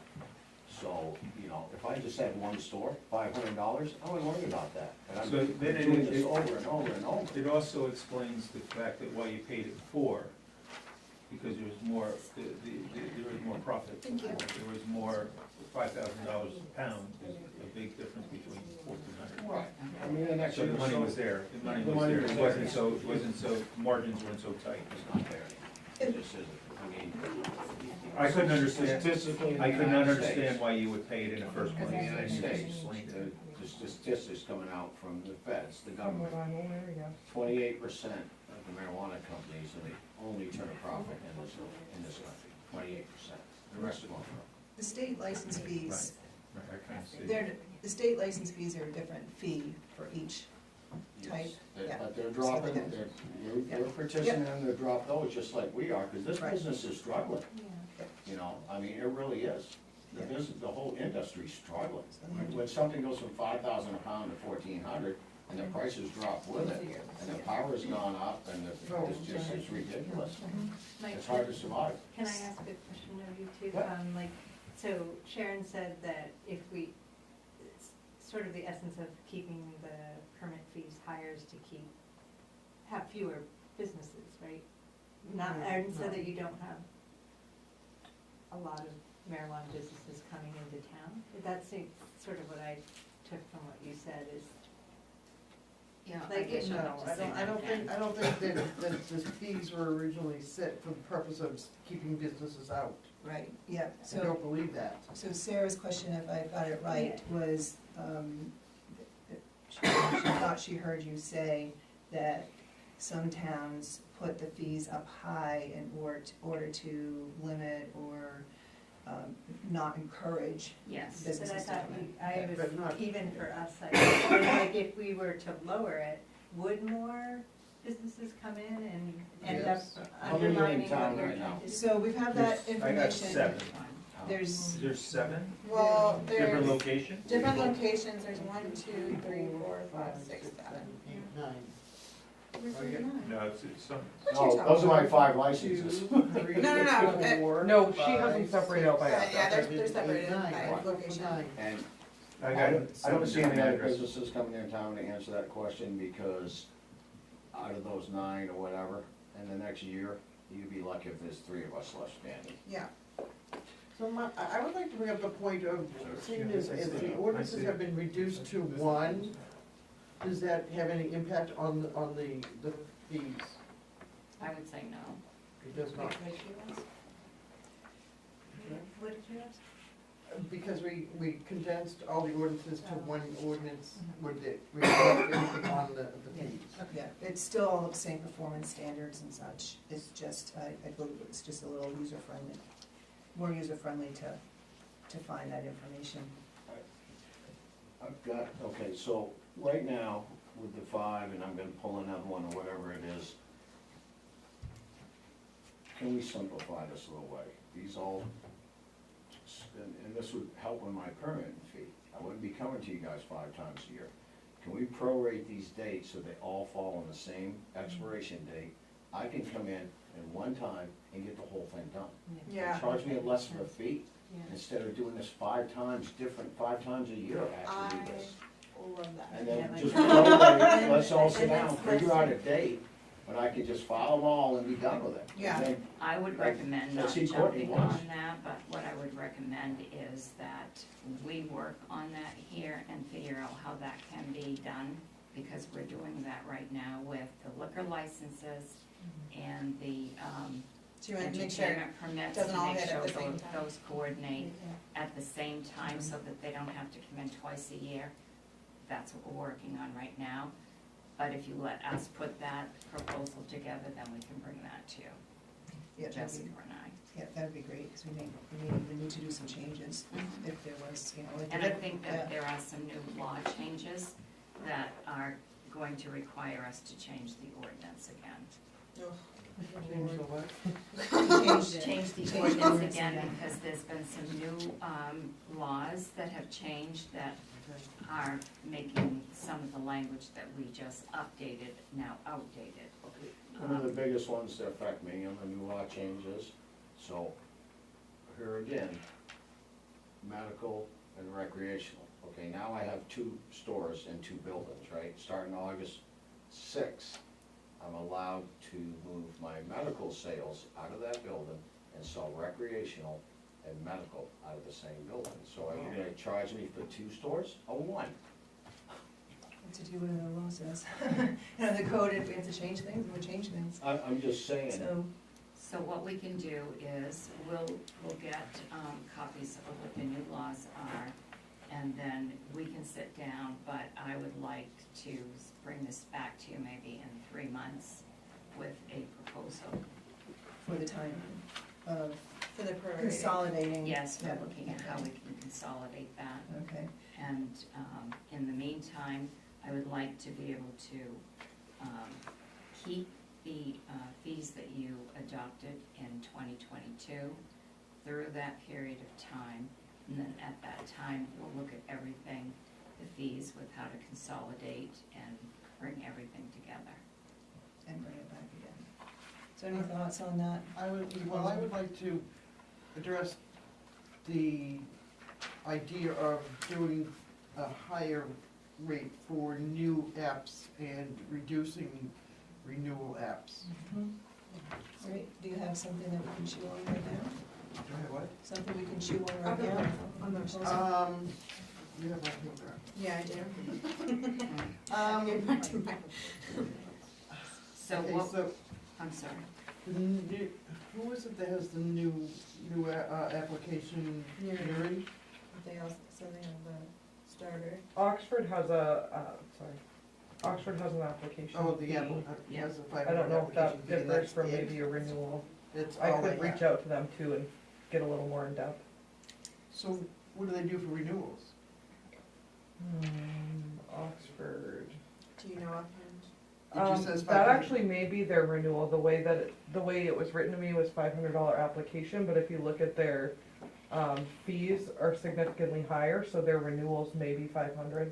I don't, Oh, I see, If I see. you're Yeah, aware. yeah, Look at my two chart. separate lines, yeah, right? I mean, I can reach out to them and get a little more in depth as well. I mean, I think if we did like a $500 for new apps, and then did a $100 or $200 renewal.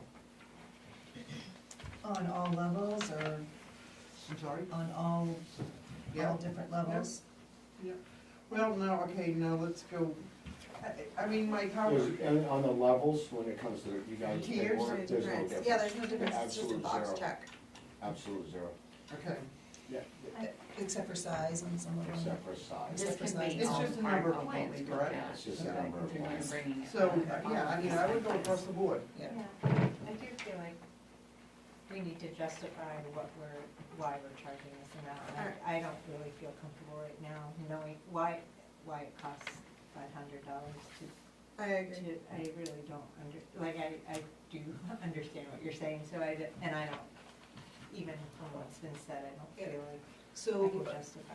what I'm hearing is that the staff is gonna work on using a 3-month timetable to get updates of what state laws, to see, put a proposal together, to see if we can have everything due at the same time of year, to make it easier for businesses. And then what I'm hearing from you all is that we wanna revisit this, get information on renewal and new differences.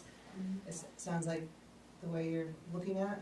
I think we're all just a little uncomfortable taking so much money from everyone while we kick the can down the road another 3 months. Yeah. Obviously Wyndham is not, they charge 10 grand. They have their own Code- person code that for- goes code and does enforcement everything, officer that's for it. literally just marijuana, that's their job. Well, I don't 10 think, grand. I don't think we're kicking the can down the road. We've really done a lot of work since October on the entire cannabis process. You had 9 separate ordinances Yeah. 10 months ago. They've been all consolidated into one so that they can be a lot easier to understand for both those wanting the businesses and the licenses, going through the applications. I think Mike can tell you that there were 2 sections on our website that had different amounts for the same different things. We fixed that. We have a new application that was drafted by the attorney that mirrored the application. You reduced your fees at least by 1/3 from when this started. So I don't think you've kicked the can. You have brought lower fees in, much lower than the surrounding. What I don't like doing, and I'll be honest with you, I don't like flying by the seat of my pants and making decisions just because. I think that we need to have some additional time. I think 3 months is reasonable to look at all this to see how we can consolidate some of these on our own, what we've been doing, like I said, with the liquor licenses and the entertainment permits. Those don't match. We have to have the businesses come back twice a year for that. So we've been working on that. Those were good ideas brought tonight. We'll do that, but I don't think, I would not want to see you change any prices tonight. I don't know, I don't think we were going there. Well, I think someone No. can say that. No. No, I think We- we got- she No, I just- mentioned that we were gonna wait the 3 months, and I just put in the fact that that was just, my idea as to how we would deal with the fees, not that we were doing it tonight, no. Right, just get to, maybe to give a little more direction. Right. It sounds like we So would like like a to have a new new application application fee. fee and a renewal application fee. And then maybe a bundle. And we'll look at all And a that. bundle. And is that what you all in agreement to Bundle. give a? So are we voting tonight then to accept this? No. It's already What been I'm accepted. asking you tonight Yeah. is, we don't have, is not to increase or decrease. The fees we have on record right now are the ones that were adopted by you in February of 2022. Those are the fees that we want to put with the online, with the fees for the application and the ordinance, so that it's, If we, 3 months from now, say between now and 3 months from now, someone comes in and gets a renewal, and it's the 500, and then 3 months from now, we change that price to a different price, would we credit those people? no, I would say no. We do have a situation for Mr. Everett where if we changed the price within his year, and it was going to go down, that we would credit him. We do have it for On Mike, his. we did, Yeah, yes. Mike, we did, Yep. yeah. You have a question? I'm not worried about a refund, but No, but I just wanted to. I'm just speaking to the board here right now. It's been 1 year. I've been here time after time. This has got postponed. All I'm here for is to get a fair fee, and this thing is getting kicked down the road. It just keeps getting kicked down the road, guys. It does, every time. She hasn't been here the whole time. I've been back in front of you guys for 1 full year. I keep saying, it's a month, another 2 months we'll make a decision, we'll make a decision, we'll make a decision. It's a year. I came in here last June, and here we are again, wanting to kick the can down the road of my fees, another year, another 3 months. I can understand your frustration, Mike, because I wouldn't say It's we're something kicking it these down the guys can. act. There may- I'm there- going to talk to us. Mhm. We just went through the budget process, and our voters voted to spend money, and they weren't holding back. And we gotta balance books, and as I see this as a very high cost of doing business in this industry compared to other industries. And I don't like that imbalance that doesn't sit well with me. But the imbalance of how our town spends money and other people's money in the way of tax dollars doesn't seem in balance either. And sitting here, I'm my decision-making process is being torn into so many different directions that it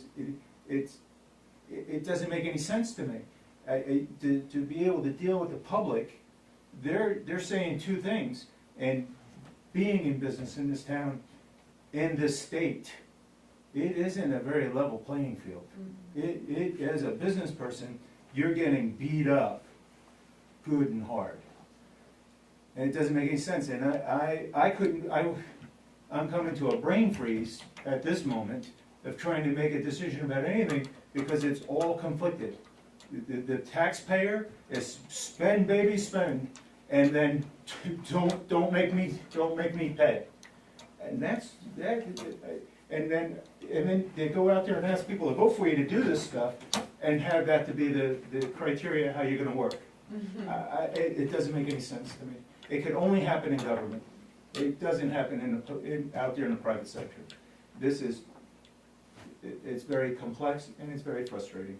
That's where I stand right now, and I'm probably at a point where I don't want to do anything tonight. Because, for that reason, just to process it all, it just doesn't make any sense. So that's what I was gonna ask the group, are you prepared to take any sort of action at this time? Or proceed down the path that we have some actions that are gonna be taken over the next 3 months? We have some direction to give the staff that we want more information, that we're really looking at having different fees for new and renewal. And also to look at bundling if someone has more than one business in this area. Are you okay with that, or you want to take any further action? Well, I was just wondering if we can, just like we're struggling with the police, like we don't know what the fees that we have to pay are covering. Like, can we list, like, this is, when you pay a fee, this is what. What does it cost to administer? Right, so, and maybe, I don't know, in the next 3 months, can we, like, track, how much time does it take to process a new application or a renewal, and what could we do better maybe in the process? Maybe it does need to take a little more time, and so that would make the fee, I don't know. It sounds like we're starting that tracking. Is that something that can continue? Yes. Tracking, yep, okay. So I guess what I'm hearing is we're not gonna take any further action than with the consensus of the direction that we wanna give to staff to get us more information to make a decision in 3 months. Not more information, a proposal. I think we should have a proposal to vote on, an action item in 3 months. Yeah. I don't want more information. And to support the proposal. I want the backup to support the Yeah, and the proposal. yep, that's what I want. Yeah. Is everybody good with that? Let's just take a vote just to kind of cement it, unless you want to make a motion to do something else. I'm thinking, I have the same struggle that Frank is having right at the moment, where we're really at a crossroads. It's a moral issue, but it's also like a budget issue too. But it can't really be a budget issue, so. We took a fat industry Mhm. that was fat and happy Mhm. 5 years ago. Yeah. They were fat and happy to be in Killed Maine. it. They were, let's go, baby, let's go make some money. They were making money, and they did, paying $10,000 for a license didn't mean anything to them at the time. Today it means something because margins have eroded. Yeah. So, but to be business friendly or to treat businesses properly or fairly, yes, you do the proper thing. It's a no-brainer there, but then you have a budget that you gotta balance, and it just doesn't make any sense to me. But you can't balance a budget on the back of. No, I get that, or the taxpayer, Any of the fees? Yeah. or the Both, taxpayer. in this case. All right, any other conversation to add? All right, let's just take a motion to help set the direction of what we're looking for. Again, I move that the action that we're looking for is we want to look at a proposal with the backup for it, for new versus renewed cannabis fees on all levels, as well as what would a bundle of more than one same business owner fee would look like. We're also we're gonna look at what the update is for the state for any proposed new, and then, what was the other thing you guys, looking to make it, do a single month of the year, kind of combine that. Does that give you guys enough direction to Yes. come back with, 3 months or earlier? Would be great. Is that something you guys can get around? So I just put that in form of a motion, so we have that written down. Is there a second? I'll second. All right, any last thoughts? If not, all those in favor? That motion carries for direction. Thank you. Thank you all for your input.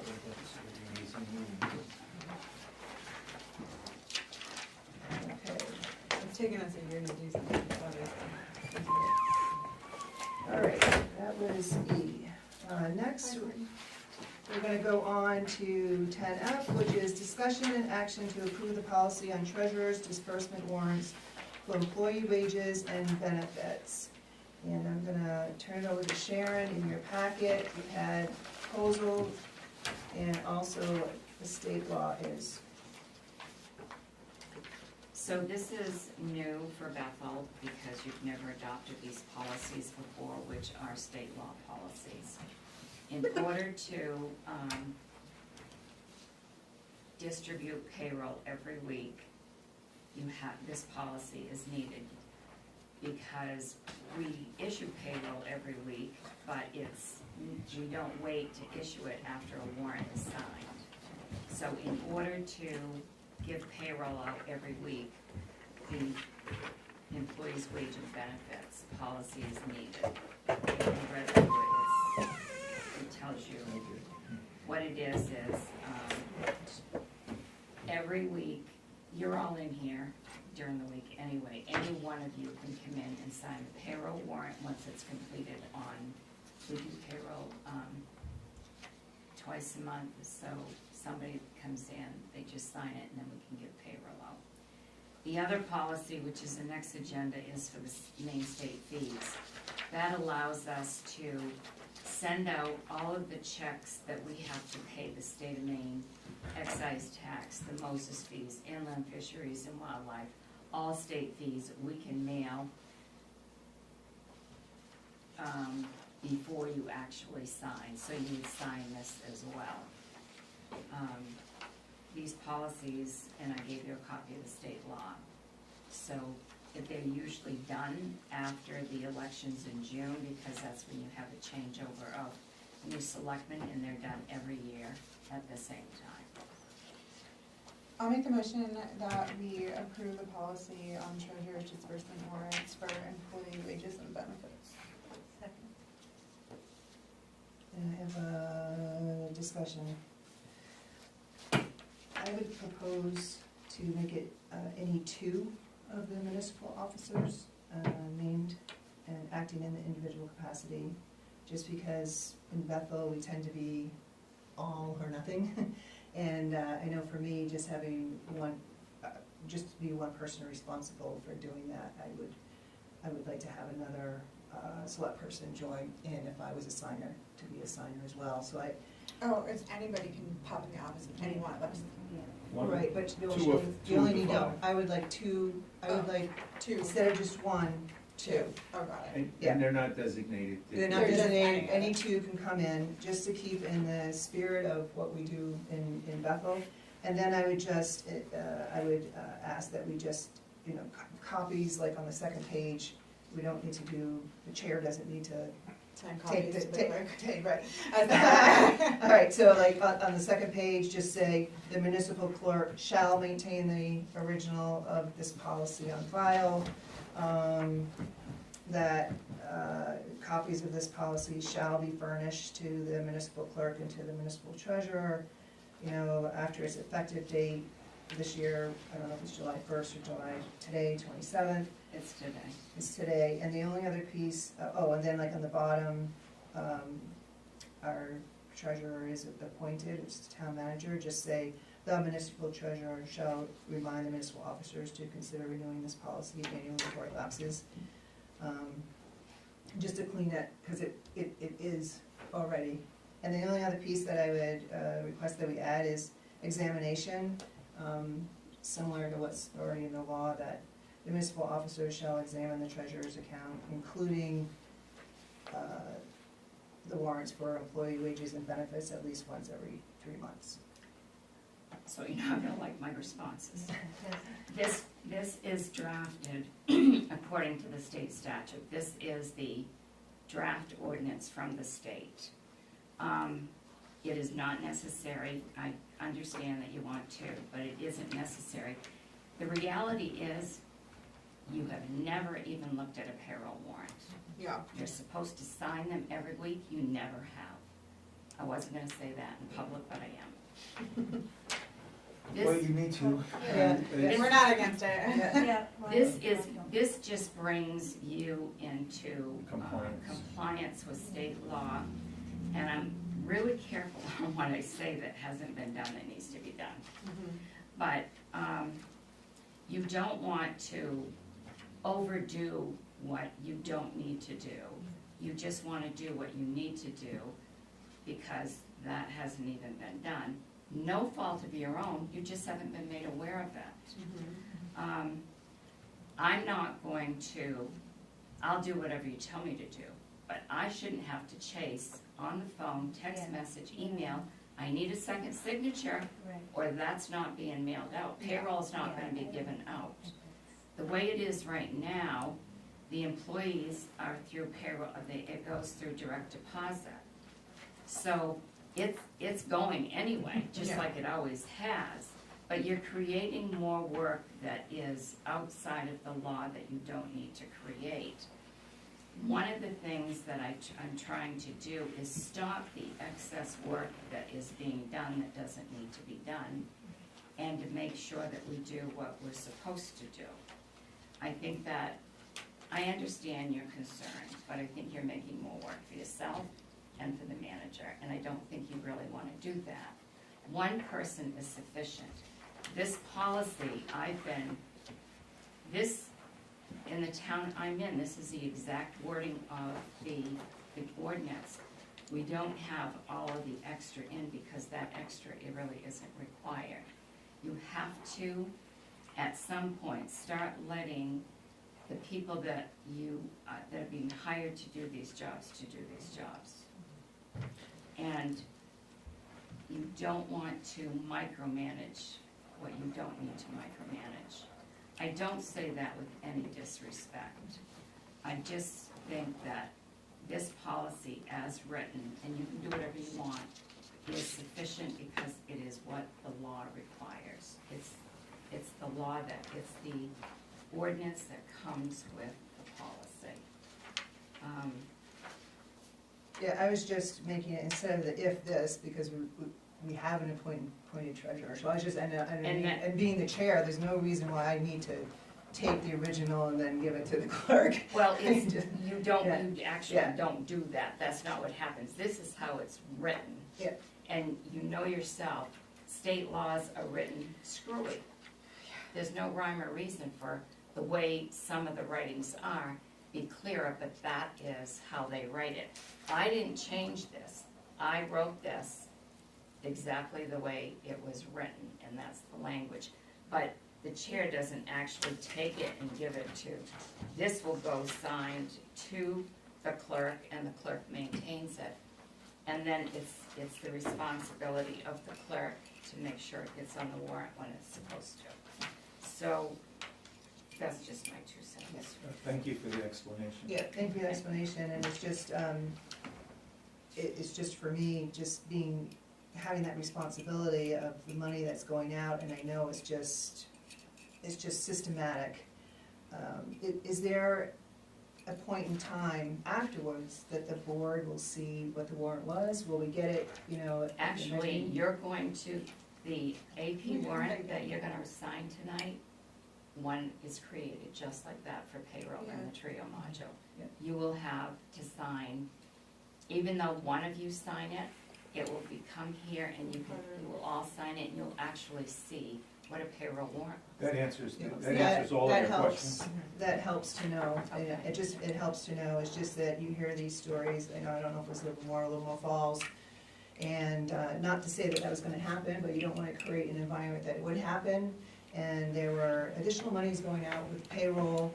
The selectmen signed it, and they weren't able to get back the amount of money that was taken because they said, yep, we say, okay, this payroll's okay. So that's just me. So I like what the logistics is that mechanically we're gonna get that later on, so we'll be able to You see will. it. So that is helpful for me, so I am okay. We have a motion on the floor, It's second? and it's seconded. Is there any other questions or conversation? All right, all those in favor? All right, the motion carries. It's unanimous. And we got a little preview here for the next one, which is discussion and action to approve the policy on treasurer's disbursement warrants for Maine state fees. I make the motion to approve the policy on treasurer's disbursement warrants for Maine state fees. I'll second it. And the same thing, we'll get that. Yes. And okay. And you copied it off the state law. This is Same thing. identical. The template. Yeah. I'm just affirming that, that's It's all. the same one I signed in Oxford, it's the same one my select board signed in Freiburg. Okay, just wanted that to be a fact. We're just telling the camera. Any other questions? All right, all those in favor? All right, the motion carries, it's unanimous. We're continuing on. I have just a mess of papers right now. I don't know what- I'm shockingly organized today. We're getting into the Villers applications. So the first one that we have is action to approve Villers application for the pie hole located at 320 Mayville Road. I'll make that motion. Second. Any questions, discussion? Hearing none, all those in favor? And the motion carries unanimous. The next one is action to approve Villers and Lodging House application for the Knoll located at 189 Chestnut Knoll Road. Before entertain a motion, we have a question from the last meeting on this application. The question was, did it need to go to the planning board? I don't know if anybody has an answer for us. No, it's not, it's in-house occupancy, if I'm saying that correctly. Say that again? Home occupancy. A what? They're claiming it as a home occupancy. Home occupancy, and that is the way that, Great. Okay. Thank you for that, the CEO. thank you for that answer. I'll entertain a motion. You have it in front of me, I would do it. I'll move it then. Look, we have to take it off the table.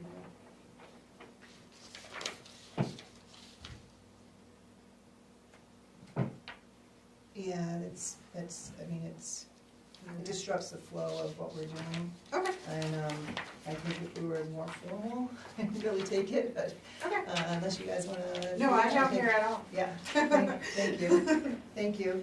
So, I'll move to approve the Villas and Lodging House application for the Knoll located at 189 Chestnut Knoll Road. I will second that. Okay, any more discussion or questions? Seeing none, all those in favor?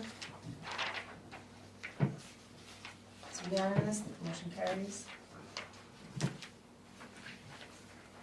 Okay, the next one is action to approve Villas and Lodging House application for the West Bethel Motel located at 764 West Bethel Motel. Must be West Bethel Road. Yeah, sorry about that. Okay, West Bethel Road. And before I entertain a motion, we had questions on this remaining from the last meeting. Yeah, come on, Michelle.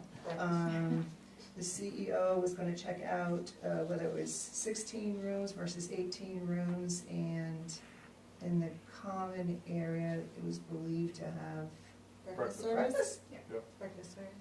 Okay, and the answer is? At the moment, there is 16 rooms. It is licensed by the state for 18. And then the breakfast area is basically just a serve yourself. It's just muffins and bagels and things like that. Continental. Yeah, and that is it. Okay, cool. The only change that was made was because they are now serving that. We did the extra $10 as, for the victular side, because they only had a lodging house, and they've come in and paid that. So they paid a fee for both the lodging fees, and now they paid a fee for the victular side. Thank you, thank you. Entertain a motion? Make a motion. I'm sorry? I have no comments, all good, but I was only responding to her face. Sorry, I just thought victulars, you have to like pay for it on site. Isn't a continental like part of your, like they pay for a room and they get to have the continental? Anytime you have food. That's what I Yeah, thought. well, we have done it with, I wasn't sure of that, with that, we have, Yeah. like, what is the one on Main Street? Holiday. Holiday House? Holiday House, and they had paid too, because they have food available there. So I made the decision to charge the Okay. 10 as the lowest fee for that. We can certainly change that or refund, is that the case, for the other ones? But Maybe just clarify what warrants a victulars. I always thought it had to be like on sale, like you go to a counter, you pay $5 for your hot dog, and then you take your hot dog and you leave. But if it's like you pay for your room and then there's like donuts there, that's not a victulars. It's built in though, it's commercial exchange. Yeah. You're handling So- food. Yeah, You're whatever- handling of I food. think Whatever's the So proper thing to do, I'm Here- happy to here- do it. here's I what just wanna understand. I'm gonna for myself. answer you. Yeah, yeah, And on common sense terms. yeah. You're handling food, Mhm, and there's food preparation, mhm. so there's checks to all of that. When we check the sewer, we check water and that kind of thing. Mhm. So it's part of that process to check that stuff. Mhm. That would be the only reason why you have a victualer's license, is to check the proper removal of wastewater and stuff like that. Right. That's what it is. So It's is not the about the sale, it's not about the sale, it's about the process. So the victualer's license triggers the food inspector to come? No, No. it's wastewater, it's SSDCP. Yeah, And we can look at it, we can look at our code book too, yeah. and get the state law on that. But, so that's, we're all above board here, we're working within our ordinances. So I'd like to make a motion that we approve the victualer's license for the lodging house application at the West Bethel Motel located at 764 West Bethel Road. Is there a second? We need a second. Second. All right, any other questions or discussion? All right, hearing none, all those in favor? Okay, the motion carries unanimously. I just had, while we're on the rulers and such, just had a question, the others that we were looking to come in, have you heard any more? Butcher Burger, Black Diamond? Butcher Burger I've talked to, and they will be dropping it off Monday. because they're coming into town at the register. I left a message for the Wild River Kitchen saying that they needed to get it to us. There's before- Sally. There? Yeah. Okay, well, they haven't notified that of me. I placed a call to them and left a message on that, and, what's the other one? Steam Mill? Steam Mill has paid. They will be coming up with the next meeting. Terrific, terrific. And maybe you can clarify one thing for me. Is roaming eats the same as trips? It is not, and the trips I have sent a letter to indicating that they have not applied for it. They were not on the initial list because they weren't in town at that time. So I have sent them a letter to the last known address that I have, and I'm trying to get 5 minutes to go down and talk to them. But I sent them an official letter with the application for the food truck in it, saying that they need to get that back to us because they are forbidden. Thank you very much. All right, we're gonna continue on. I just have a quick question. Some of the applications seem like the old one that had this It spelling. was the old one, because that. Are people, are, just because they came in and got the old paper? Or- Yes. Okay. Yeah, I had forgotten to switch those out in that particular folder. They had the same information, but they're going forward, all of them will be for newer applications. Right, and so some people print them off from the website too. Right, and those have been switched out. Okay. All right, Thank you. thanks. And continuing on, we have 10K, discussion and action on the Board of Assessors vacancy. In your packet, you have what the write-in candidate results were at the June 11th election. What a poor sport that Bob Everett. Right, so it looks like Bob Everett, he had 4 write-in votes. You have in your packet a letter from him that he declines the position. Then it went, Ron Savage had 2 write-in votes, he is currently assessor. And Bob Blake had 1, he is currently assessor. There were 4 other persons that had 1 vote. Just to get something on the floor, for me, I don't see really a decisiveness here from the Bethel voters enough to act within here, so I see this still as a vacancy, and how we fill vacancies for an assessor before, according to our code, is that we nominate someone to fill out the year until the next regular elections, and I would ask that we would do that by accepting applications, get the word out, and then viewing those and appointing a nominee in August. So that's what I would propose, and I make that motion to put it on the table. I'll second the motion. We nominate someone from here? From applications, we No, would no, I solicit. mean, like to fill the open position now, you said we nominate One of us. one of us, okay. No, No. I think we No. accept we I would- accept applications. Put out for accepting applications, so then we would make a nomination from interested applicants. Give enough time to get that word out, maybe mid-August.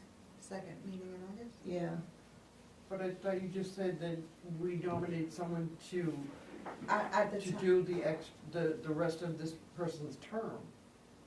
I thought you just said that.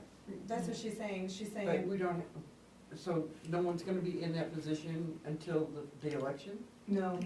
So how our code is to fill a vacancy for the assessor is that the select board nominates someone and they serve until the next regular elections. That's what, yes, that's Yeah. what I understood you said. So what I am That we have to requesting. have applications for that, that's what Right. you're saying, okay, I didn't understand that part, Yeah, okay. yeah. And this would be to fill it for the following 2 years, because you'll have one person, you will have this person fill it for the year, and then who gets elected next June, fill out that 3-year term, so it'll just be for a 2-year term, so you Correct. stay on the right side. Correct, Okay. yeah, similar what had happened to No, George I just and, wanna make sure, so I'm. George Endrevine. So last year, George Endrevine was appointed for, it was a 3-year term, but he was appointed for a year, and then the elections happened, and it was for a 2-year term to complete that. Yeah, so Yeah. he will come up in 26. yeah, and I filled. So he, And that's the same thing with Merrill too. but George Ingevine is an assessor. Yes, he Yes. is. It's He time. put his papers in and he was elected on June 11th. Any other questions or discussion? All those in favor? All right, the motion carries. Merrill. Thank you. Okay, we are on to 10L, which is discuss town office hours, Friday, July 5th. I asked if Sharon can bring us up to speed here. So, right now, temporarily, we're closed on Fridays to the public from 8 to 1, and then we open to the public from 1 to 4. And this, tomorrow, ended up being an exception because of the year-end closing. So, I do anticipate probably through the end of August that we would do that temporary.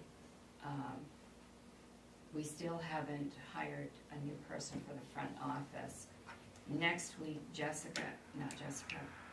4th of July week, Christie's off, so Jessica is the only one here trained to do the counter. So she will be doing the counter in addition to all the other work. And then the following week, Jessica will be off part of the week and then the following week. So then Christie becomes the one. That is always hard when there's only one person that can do the counter. So on July 5th, we're closed to the public from 8 to 1. So because it's a day after the 4th, I'm just asking if you would consider closing that full day as well. And the employees are willing that day, if they have a full day off, to use their vacation time and or personal time to be paid for that Friday. That way, they wouldn't have to come in. We're coming in and doing work anyway from the 8 to 1. But we just would not open to the public from the 1 to 4. And they're willing to use their own time. And this is being done by a few other towns, so I thought I would bring that proposal to see if that's something that you supported or not, and if you don't, that's fine. So I'm sorry, just so I'm understanding properly, you're saying that the staff would still come in for that morning shift of No. work? Or not at all? No. They're not open to the public anyway Yeah. from 8 to 1. Mm-hmm. So we would, and they are from 1 to 4. So we would just close for the entire day of the 4th of July. And because they would not be working, they would use a vacation day or a personal day. It wouldn't be time off paid. Just a comment. We're closing the office mornings through August because we have imperative work to do. Yes. And so we have a day where we could take the whole day and get that imperative work done, but we're choosing to take it off because it's a nice thing to do. And if I had that office job, I would like to have a 3-day weekend too, or a 4-day weekend. So it's kind of, we're the keeper of taxpayers' money and how our town runs. And we're gonna say, guys, take the day off, which I get why, I understand it. We're also closing the office for 2 months for a half a day on Fridays. I don't know, it's a comment, that's all. I'm gonna vote to do it because it's building morale for the, I hope it's building morale. And people appreciate it and work that much harder later. But it's kind of like it's another thing where you're weighing it out. Excuse me. Yeah. It's another thing where you're weighing things out, Yeah. and sometimes it goes like this, and other times it goes like that. When it goes like that, against people's, if they don't like it, then it's just this game, and it's a hard one to play. But this one here, if you said no, it's the wrong thing to say. But there are times when we're gonna have to say no, and it would be nice that people understood that this, you win some, you lose some, but this one here has gotta be for giving the. And I think that they'll all understand. when you're understaffed, and like an example today, Jessica was out with medical. Christy was nonstop at the counter. So all of Christy's other work doesn't get done. So that's what she gets to do when we're closed, so you can finish it. There are some days that there's just not enough time in the day to get done what you need to get done.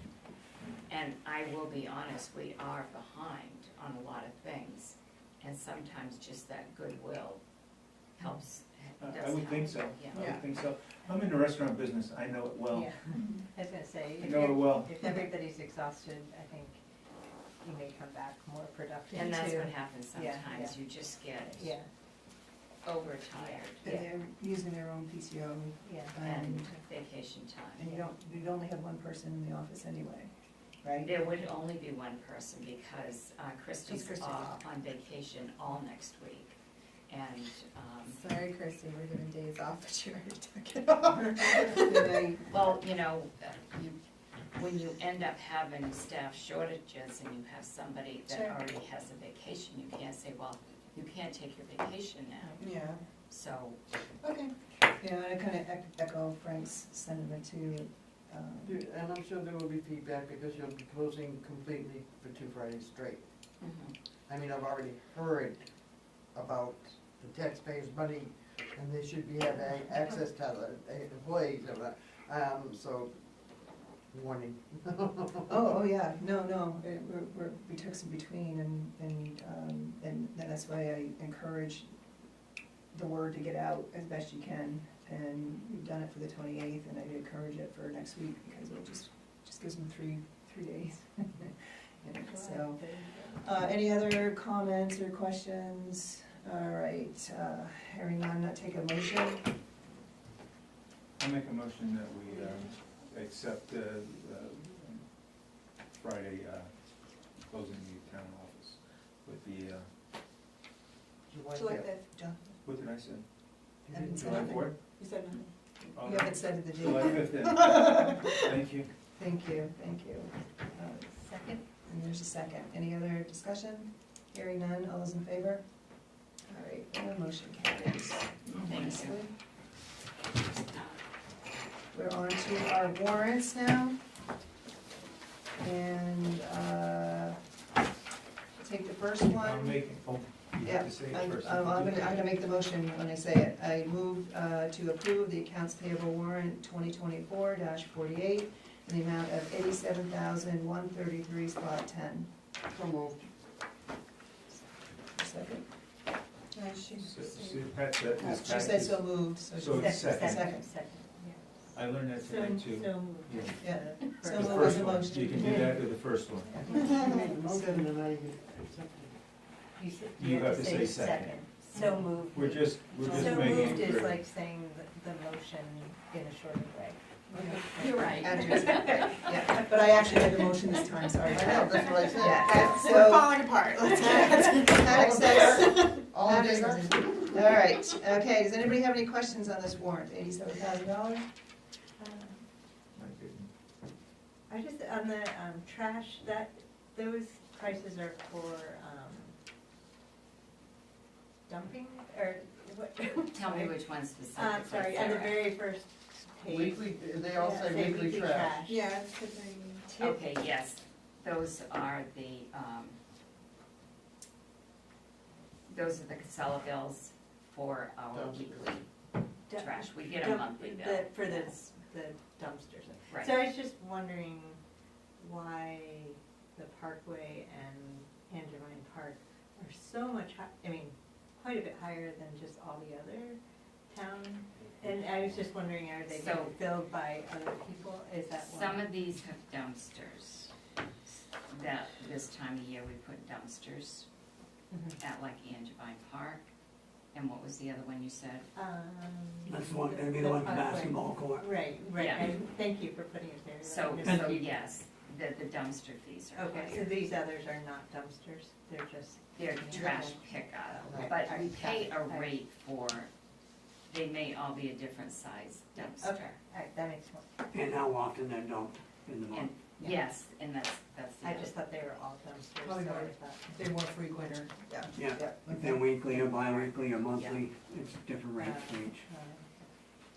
Any other questions? Thank you. Yeah, who's the notary stamp for? The new employee? No, that was for the employee that was here, that is no longer here. Okay. Sorry. Any others? Any other questions? All right, hearing none, all those in favor? And it carries unanimously. Thank you. We go on to the second one.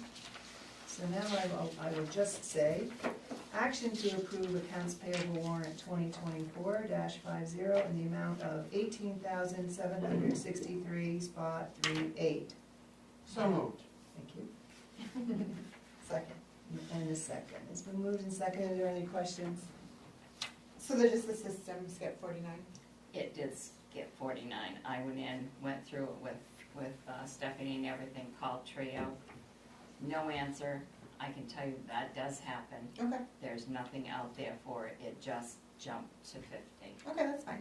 That's why I noted it here. Yeah, on the no, thank you for agenda. doing that, because that's like the one thing I look at with Yeah. warrants, is like, here's the numbers in a row. Yeah. Oh, yeah. Exactly. It did. Any other questions? All right, hearing none, all those in favor? All right, the motion carries unanimous. We have our third, this was the new one added. Action to approve accounts payable warrant 2024-51 in the amount of $250,300, spot 21. So moved. Second. Any questions? The other one I had is, we paid a CMP bill for the ice rink? Yes. Okay. Cool. So you didn't have this one sooner because this one just got finished at the end of day today because Stephanie and Emma worked with the mock payroll from 1 o'clock until actually 4:30. Lovely. So that's where the checks are printed and the warrants printed in that office. So this got printed later in the day, so. Okay. And this one I can see it has a Weston and Sampson invoice.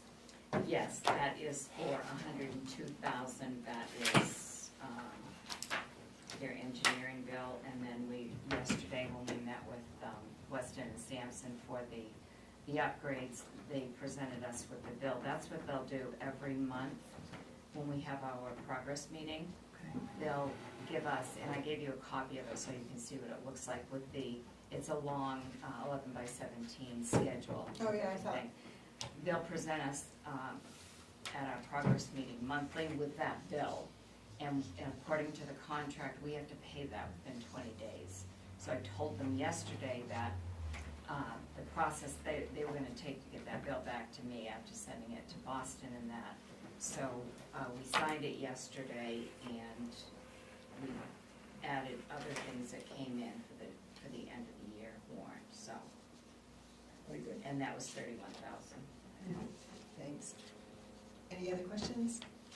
Just the $3,000 for the swim, it says replacement check, because we approved that, that's what triggered that. So that $3,000 for the Mahoosic. So what happened was the check was damaged by them, and so that check was returned Okay. to us by them, Okay. all ripped up. And we went in and we voided that check and issued a new check. Okay. Anything more? Just we need some LEDs in this building, huh? Jeez, that's a Alright. monster. Hearing no other questions, all those in favor? All right, and the motion carries unanimously. We're on to number 12, select board items. What items does anybody have? I was just wondering about the job description and ad for the rescue director. Is that gonna happen anytime soon, or? So we haven't discussed that yet, but we don't have a job description, and I was waiting to talk about it with you. That would be the first thing that I would need to do is Okay. look at job descriptions, get job descriptions to you. I have discussed that with Dave, and I told him before we can start any process, we need a job description. Yeah. And then, once we get that, the board needs to decide how they wanna move forward with that. Okay. Do we have, is there a time frame in when we have to have this all done? No. Okay. Great, and I'd be interested to, as we look at this, to also ask the other questions, you know. We learned more information at the last meeting about Medco, I'd like to learn about that, and how they work with it, what opportunities, and have those conversations too. To bring it to it. We might want to explore, I'm just bringing this up, we explore hiring a consultant as far as rescue, emergency services, there you go. That might be wise on our part. We spend a lot of money on getting advice from lawyers, so I think this is something that's pretty important.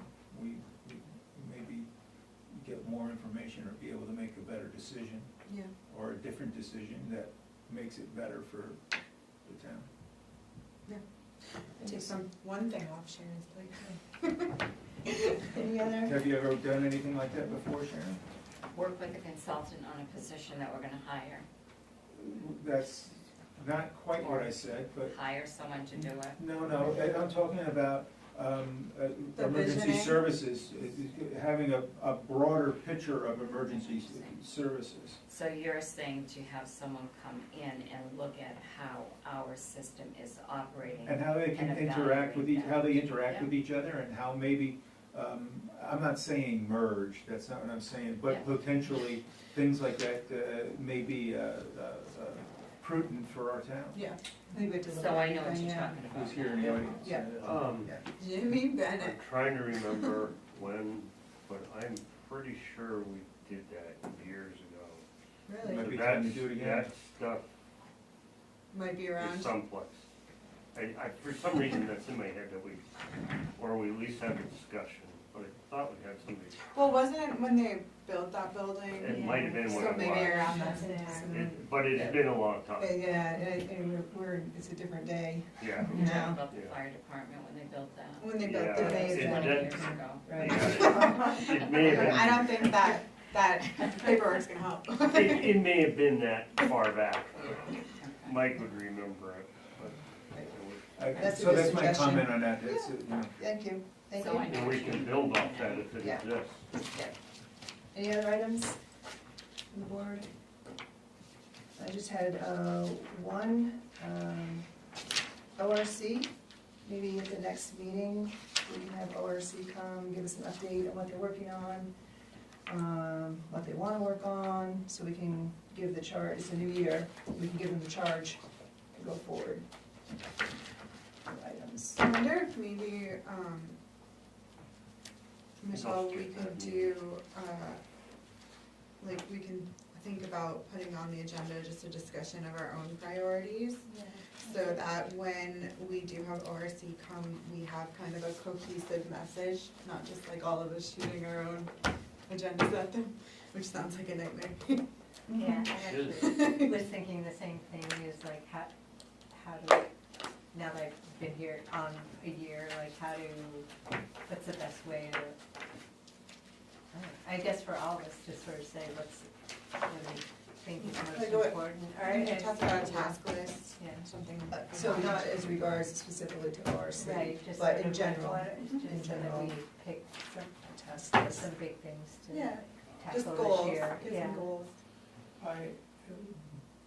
won't go Or, I there. don't know, I mean, Yeah, Sharon, yeah, I mean, we obviously, have yeah. some Maybe big have- things on the horizon, I think there were some things that we wanted to tackle last year, but we're looking to get operations here up to speed, so now as that's coming together, hopefully, there's things like the solid waste, there's the sewage treatment plant, there's numerous other things that are already built in that we need to have conversations about. But maybe we can work something into the agenda to hear out, take some comments. Yeah, and more stuff. just like a prioritization, I think that would be helpful, cause it's so easy to be like, like, do you wanna do this, then you wanna do this, and then we hop all over the place and get not one thing done, because we're all Yeah. spreading Still going. our sort of attention that so thin. Comprehensive plan, coming back And to see that if we whole can, way. see if we can fit it in, right, I mean, if you put comprehensive plan down as a goal, we already know that's a 2-year program, and Yeah. quite honestly, we gotta deal with some of the solid waste and sewer issues, I think. Right. But at least if we have some of this stuff written down, it Yeah. can be Well, involved. it all feed into. Yeah, I mean, even just getting it started so that once we finish those things, I don't know, would it Or like comprehend? on capital, I mean, that's what I would. well, we can see if we can get that, somehow get that, so it's a productive conversation onto the agenda, and write down your list meanwhile. Okay, and right? just send them to you or to Sharon or both? Are you, Or like So, just, so I'll add to that, at our last Mhm. meeting, this was discussed, and I wrote it down for the July 17th meeting, which I've already started that list. Here's the So what I version. have is a task list, the comp plan's on that as well. So everything that has been mentioned and everything that we are currently working on now is on the task list that will come to you in July, the Perfect. 17th meeting. You're the best, Sharon. Not that next meeting, right, it's July No. 17th. right, July July 5th. 17th, so I had one more thing before we start to wind up, the other thing is just, the solar industrial project acres, whenever that answer is available, we can share it. We have a pending application before the planning board, and then we already have 2 approved. I just was wondering what that totality would be fitting into the 125 acres for industrial cap. Yeah, Courtney. So Courtney can come, because we've talked, excuse me, we've been talking about that, so I can have her come Okay, and do an update on that at the July Yeah. 17th yeah, meeting. that'd be great. You don't have to make her come, I mean, just the number, I think it's fine. Just what?